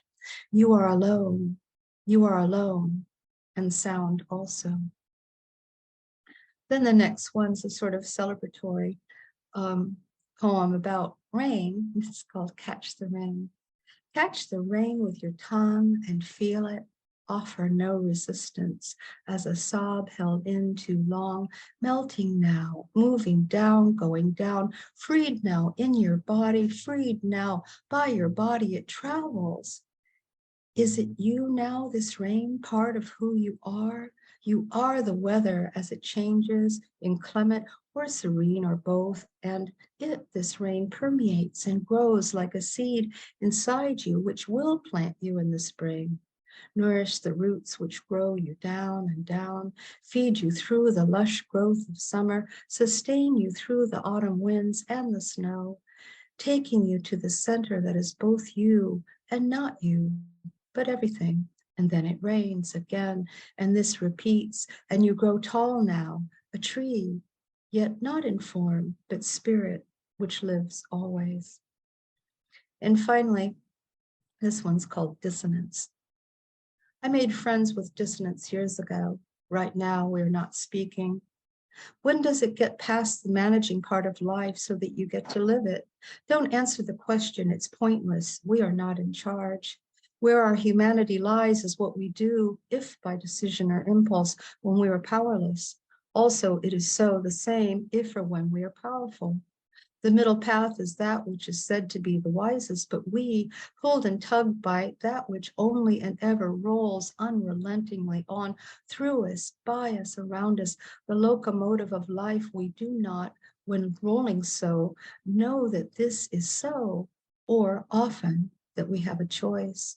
And with this, do we roll with it, swept away by the momentum, the force of existence at its fast clip, or do we stop, pause, consider, and decide to not be part of the tide, but that which is firmly rooted, perhaps as the tree, grounded deep enough to not be swept away by the waters coursing so around us? Does it matter? And what if we are swept away?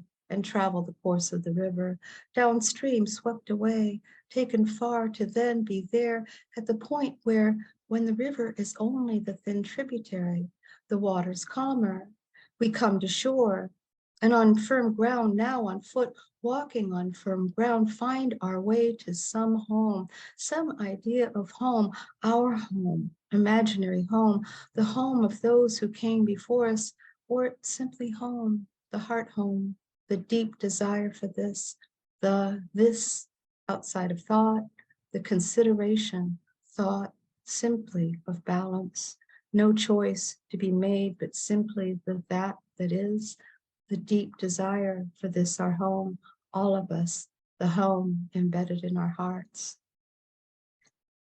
That's my set, thanks. Oh, Lesley, so good to hear your words again. The heart home, the home. You said a line in I think it was the second piece, the ancestors within, you have to grow outward. And I just love that line. Maybe I'll start a new thing, line of the recital, because, you know, I always find it interesting when people call upon the ancestors. I go, which ancestors are you calling upon? Are you calling upon just the ones that perceivedly did good? Or are you calling all the ancestors? Because all of them have led us to where we are. I love that line. So thank you so much for that.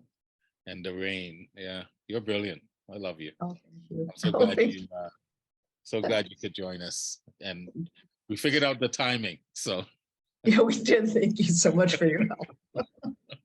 The daylight, it messes me up too. So, and I imagine, you know, going from England now back to Mexico and having to adjust with all the time changes. So anyway, so glad to see your face again. All right, up next, last but not least, in the sense of the poetic flow today, we have the spiritual guru. I guess he's back from Germany, back from another retreat. Lantern, my friend, good to see you. There's that smile. There's that smile.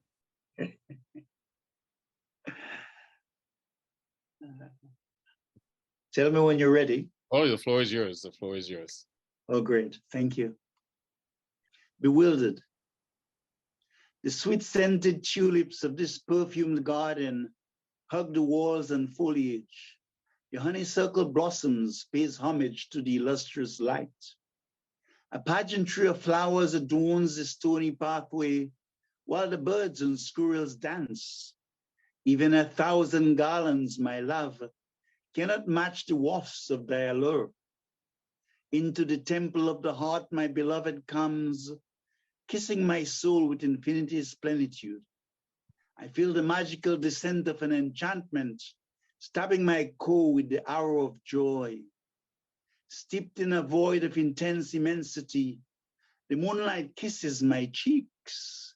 I become absorbed in a kaleidoscope of beauty, dazed by an ocean of supernal light. My heart is burning with love, my core full of intensity from the fire of thy bliss.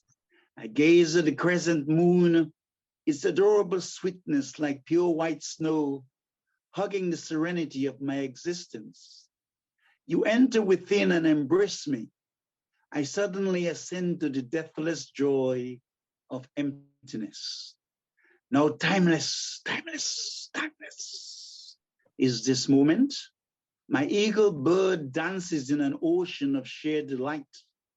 I cascade into a ball of light, nestling in the golden flames of thy silhouette, and become bewildered. Poem 1. Poem 2. Do not weep, O soul divine. The depth of your beauty is like an ocean vast, compared to your river of copious tears. Many fears are born out of desire and expectations, playing themselves out like a Shakespearean tragedy. Yet you're an immortal light, far greater than the radiance of the sun. Whatever is happening happens for a reason. And while this may not be consciously obvious, experiences are for the ascension of the soul. Gray clouds sometimes blanket the heavens, yet when they evaporate, the indigo sky peeps through. Sunset follows the sunrise, herald in darkness. Yet even as its gray shroud covers the night, the shooting stars blanket the blackness with an illumining light. Dawn stirs in the light of love, preparing like sleep to revitalize its soul so they can blossom anew to go forth into life with new challenges. I am a vibrant firefly, moving forward to ascend a greater light. I have left behind me the red threads of remorse. Now my path is paved with the light of tomorrows, glowing in the sacrament of the here and now. I am enamored of love's crystal clear gaze, an enduring beauty, a redeeming flame in my mesh of cobwebs. It allows me to see the beauty of the horizon, to watch sunset glows again. Life's vicissitudes are rather like pendulums, swinging up with mundane happiness, down with ephemeral shadows. Both good and evil are the experiences of love. She shines in the dark as well as the light, hides in thorns just as she smiles in roses. When the illumined mind severs the chains of separation, we see only one essence projecting from the sweet void of emptiness into a cosmic creation of sacred fullness. Despite all its seeming strife, its insurmountable struggles, it is still a beautiful dance of love. We are all sparks of the eternal, dreaming our own songs. We offer in a unique ways, have a right to be here. Yet we cannot move faster than grace. Silence is our supernal birthright, and as such, will manifest itself at the appointed hour. Godspeed. London Carey. Thank you. You cannot move faster than grace. Indeed. And so true. Hugging the serenity of my existence. The depth of your words, yeah, whatever source is, I feel it when I hear your words. Thank you, my brother. Thank you so much. And that those two pieces are a great reminder of embracing the duality, the light, the dark. You know, every day I have experiences in the light and in the dark. It's Indeed. One thing. So thank you. Both light and shadow are the dance of love. Yes, they are. Yes, they are. Okay. Dance of love. Beautiful. Thank you, Lanton. Thank you for being that beacon. That lighthouse of hope, right? That lighthouse of hope. Thank you so much. Well, we've come to the end, and we're going to end the show because every time I am fortunate to have kinfolk in the house, we're going to end the show with them. So I'm going to say thank you to all the poets, the Not Ready for Primetime poets that came out to support our brilliant feature this month, Mr. Ian McKenzie. Sir, hats off, take a bow. There's no stage left, stage right exit. Stand in the middle. And no, you can't stand in the middle and take in the grace because you were definitely a brilliance today. So I just am so in awe and appreciative of all the people who turned up here, all people that I admire and respect so much, that I've learned and got to know over the last 2-3 years. One day, hopefully, we'll meet up in actual, in the 3-dimensional time, space sometime. It would be great.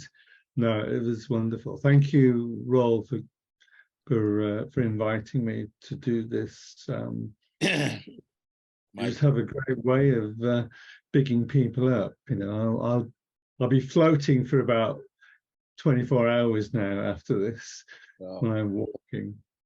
You are so worthy of this, my friend. I just so enjoy you, and like I said, like I think I'm not sure you were there the first time I recited at Spoken World, but I definitely remember you at Between the Line, and I was just mesmerized by your words. So you are so worthy of this, my friend. And all the other poets that came here, you were requested by Sir Ian. So that says how he thinks of you and how he feels about you. So You know, I'm you know, I'm the humble one here. I'm the one that gets to do this. I feel like I'm robbing from you guys every time. I need. Sorry. So I got to be careful. I don't want to sort of get sort of carried away and all this comparison to John Keats. I mean, I got to be. But you know, that's what we're saying. You're not saying it. We're saying it. We see that in you.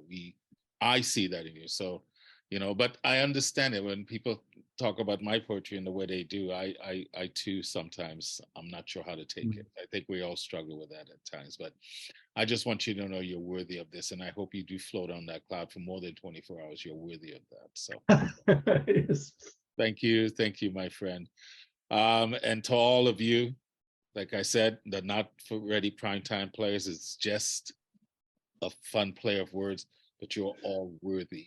And like I said, our friend Ian requested you all being here today. So thank you for supporting. I will end with a piece that I said on a past show, and I still haven't worked on it, but it's just fitting. And I right now I just call it 5 minutes, and it's completely unworked on.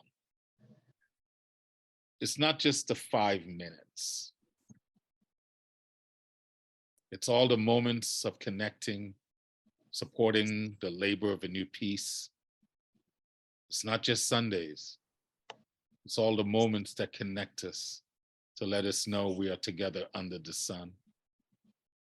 It's not just a month, but all the days that build a year, where we can reflect with gratitude and humility, to be reminded that we are in this life together, experiencing the good, the bad, the ugly, and the beautiful.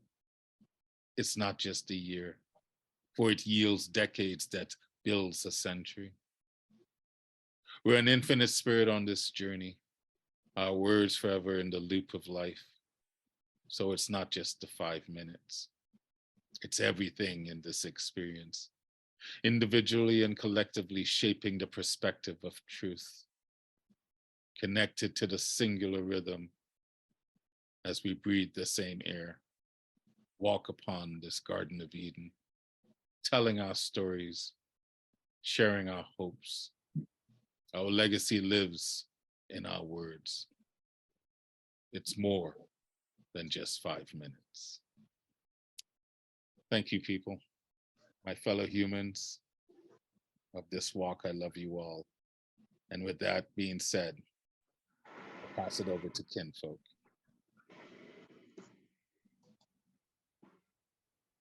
Thank you so much for letting us be here.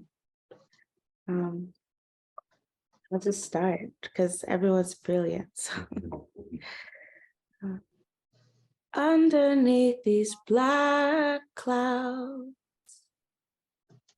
underneath the moonlight, underneath this big tree, a bird is singing gently. Underneath these black skies, I see lights glowing, singing softly, quietly. Oh, I'm grateful to the mountains. Ooh, I'm grateful to the mountains. I'm grateful for dreaming. I'm grateful for this moment. I'm grateful for breathing. Ooh, underneath these black skies. And underneath this big tree, a bird is listening quietly, taking my prayers to heaven. Ooh, yeah, yeah. Underneath this black sky.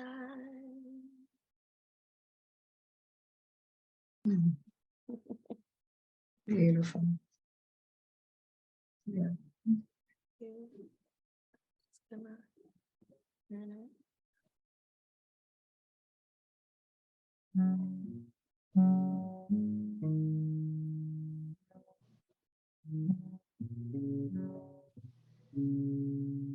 Something beautiful came to me.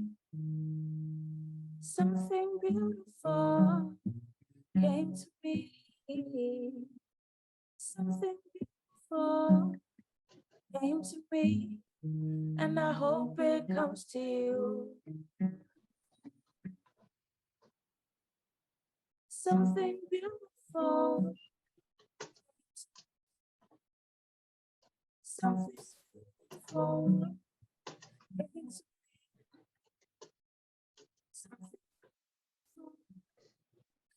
to me, and I hope it comes to you.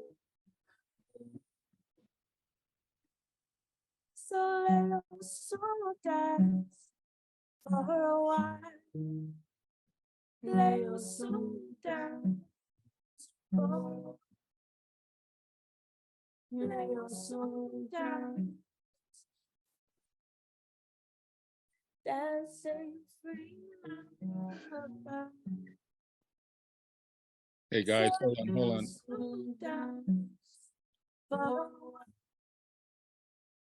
Lay your soul down. To connect. Lay your soul down. Dancing.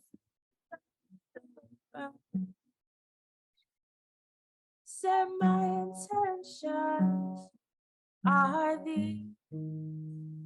My intentions are thee.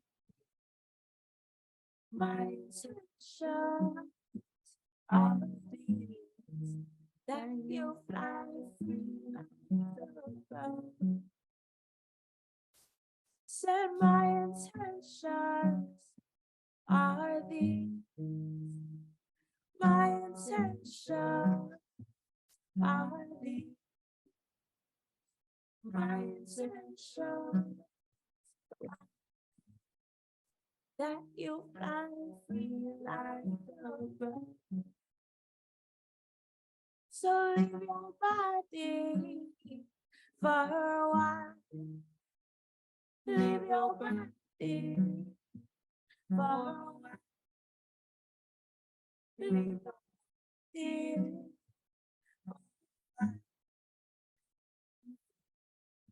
body. There's something beautiful to me.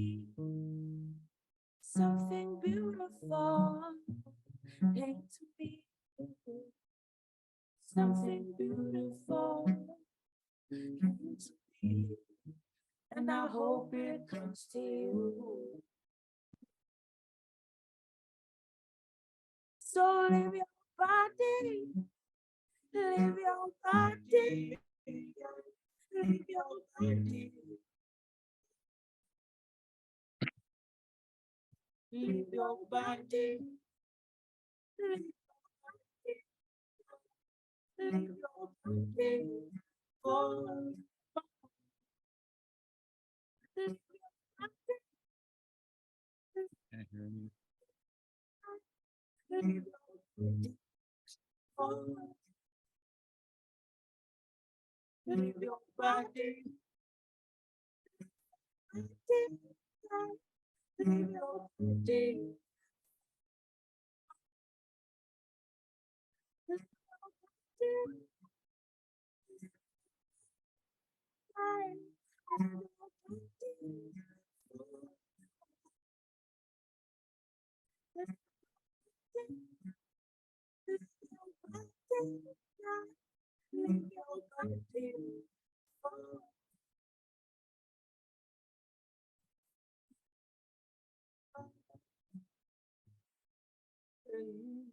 Fly free, hey, fly free, yeah, fly free, oh, fly free, yeah. Fly free. Mm. Fly free. Fly free. Hey, fly free. Yeah, yeah. Fly free. Ooh, fly free. Hey, fly free. Yeah, fly free.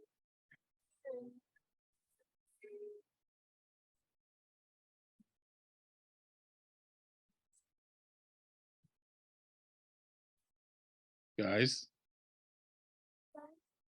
your audio is coming in and out. Can you hear me?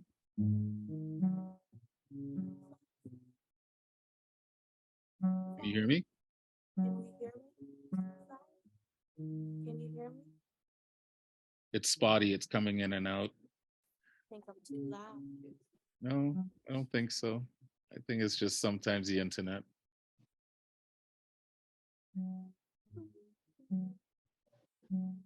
I was trying to get your attention, and then I figured, you know what? I'm just gonna go with the vibe as it is. So You know what I really want? I actually just wanted you to like do a poem or say something while this is happening. That's what I really want. let me see. We'll wrap the show up because your audio is in and out. But this song, I don't know if for those of you that may have experienced Kinfolk before, this song, Something Beautiful, has been in my consciousness for the last month or so, maybe even longer. And the melody, I find it very haunting. And I wrote a short piece that was that came from this melody that I'm just trying to pull up right now. So one of the things about doing shows online, particularly like this, you just have to sometimes just go with it because Tomorrow's joy. right. So I wrote this piece called Tomorrow's Joy that is very short, but when I was listening to this song that they're singing in my head, this piece came to me. So we'll read it and we'll end the show this way. It's called Tomorrow's Joy. Beauty came to me on the winds of a promise. Hopes, a new beginning, spring forth as a melody lifted to zealous clouds that burst into a rebellion of jazz-filled teardrops, raining tomorrow's joy upon my bohemian soul. So I want to thank you guys all.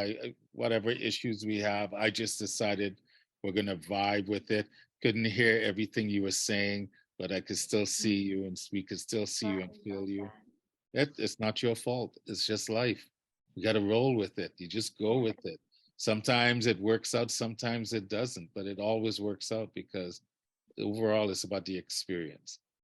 And if things were to always just go the way we want, then how would we know things were going our way? So I appreciate you guys being here. I know it's early for you guys. I know you guys are, Saturday nights you're jamming or doing your thing. So I'm always grateful when you guys show up and want to share with us and to end our show. So I take what shows up because I know the intent was with love and with compassion and with empathy. And I think everyone here knows that. So there's no apology needed. We just go, we just flow. Trophy, you want to say a few words before we go, or? No, I'm always grateful to be here no matter what. So just to be able to make it here is the gift. And even with the song is a reminder not to take the things that we have for granted, the life that we have and the opportunity to get to meet people from different places and different walks of life on a random day like this. And when I mean random, on a Sunday, on the 16th, that wasn't, on my calendar some time before, but now I get to connect here and listen to stories, to start off my morning, to start off my week, but stories of lived experiences and human possibilities. and stories that remind us that the imaginative and the lived reality are not separate but together. So yeah, always grateful for this opportunity. Thank you. Yes. And for those of you organizers, or those of you that do the other Zoom shows, let people know about Kinfolk. I'm going to plug you guys so endlessly. Clive was on our last show and immediately just jumped over them. You've already booked him for his show coming up in June, because they're just brilliant. So, but anyway, I just want to say thank you for being here. Thank you to all for still being here today. You know, it was a blessed event, and we got to celebrate Brother Ian and his brilliance, poetry, and all the other supporting poets. So wherever you are on this planet, it's still Sunday. Enjoy your Sunday night, your Sunday evening, your Sunday afternoon, your Sunday morning. But ultimately, wherever you are, whatever time it is, we're connected. We're one. We're breathing the same air at the same time right now. We are always connected in this illusion of separation. I love you all. Be gentle with yourself so you can be gentle with someone else, people. Peace. So beautiful to see everybody. Love you all. Love you. Bye, Marianne. See you soon. Bye, Ian. Bye, Rob. Bye, man.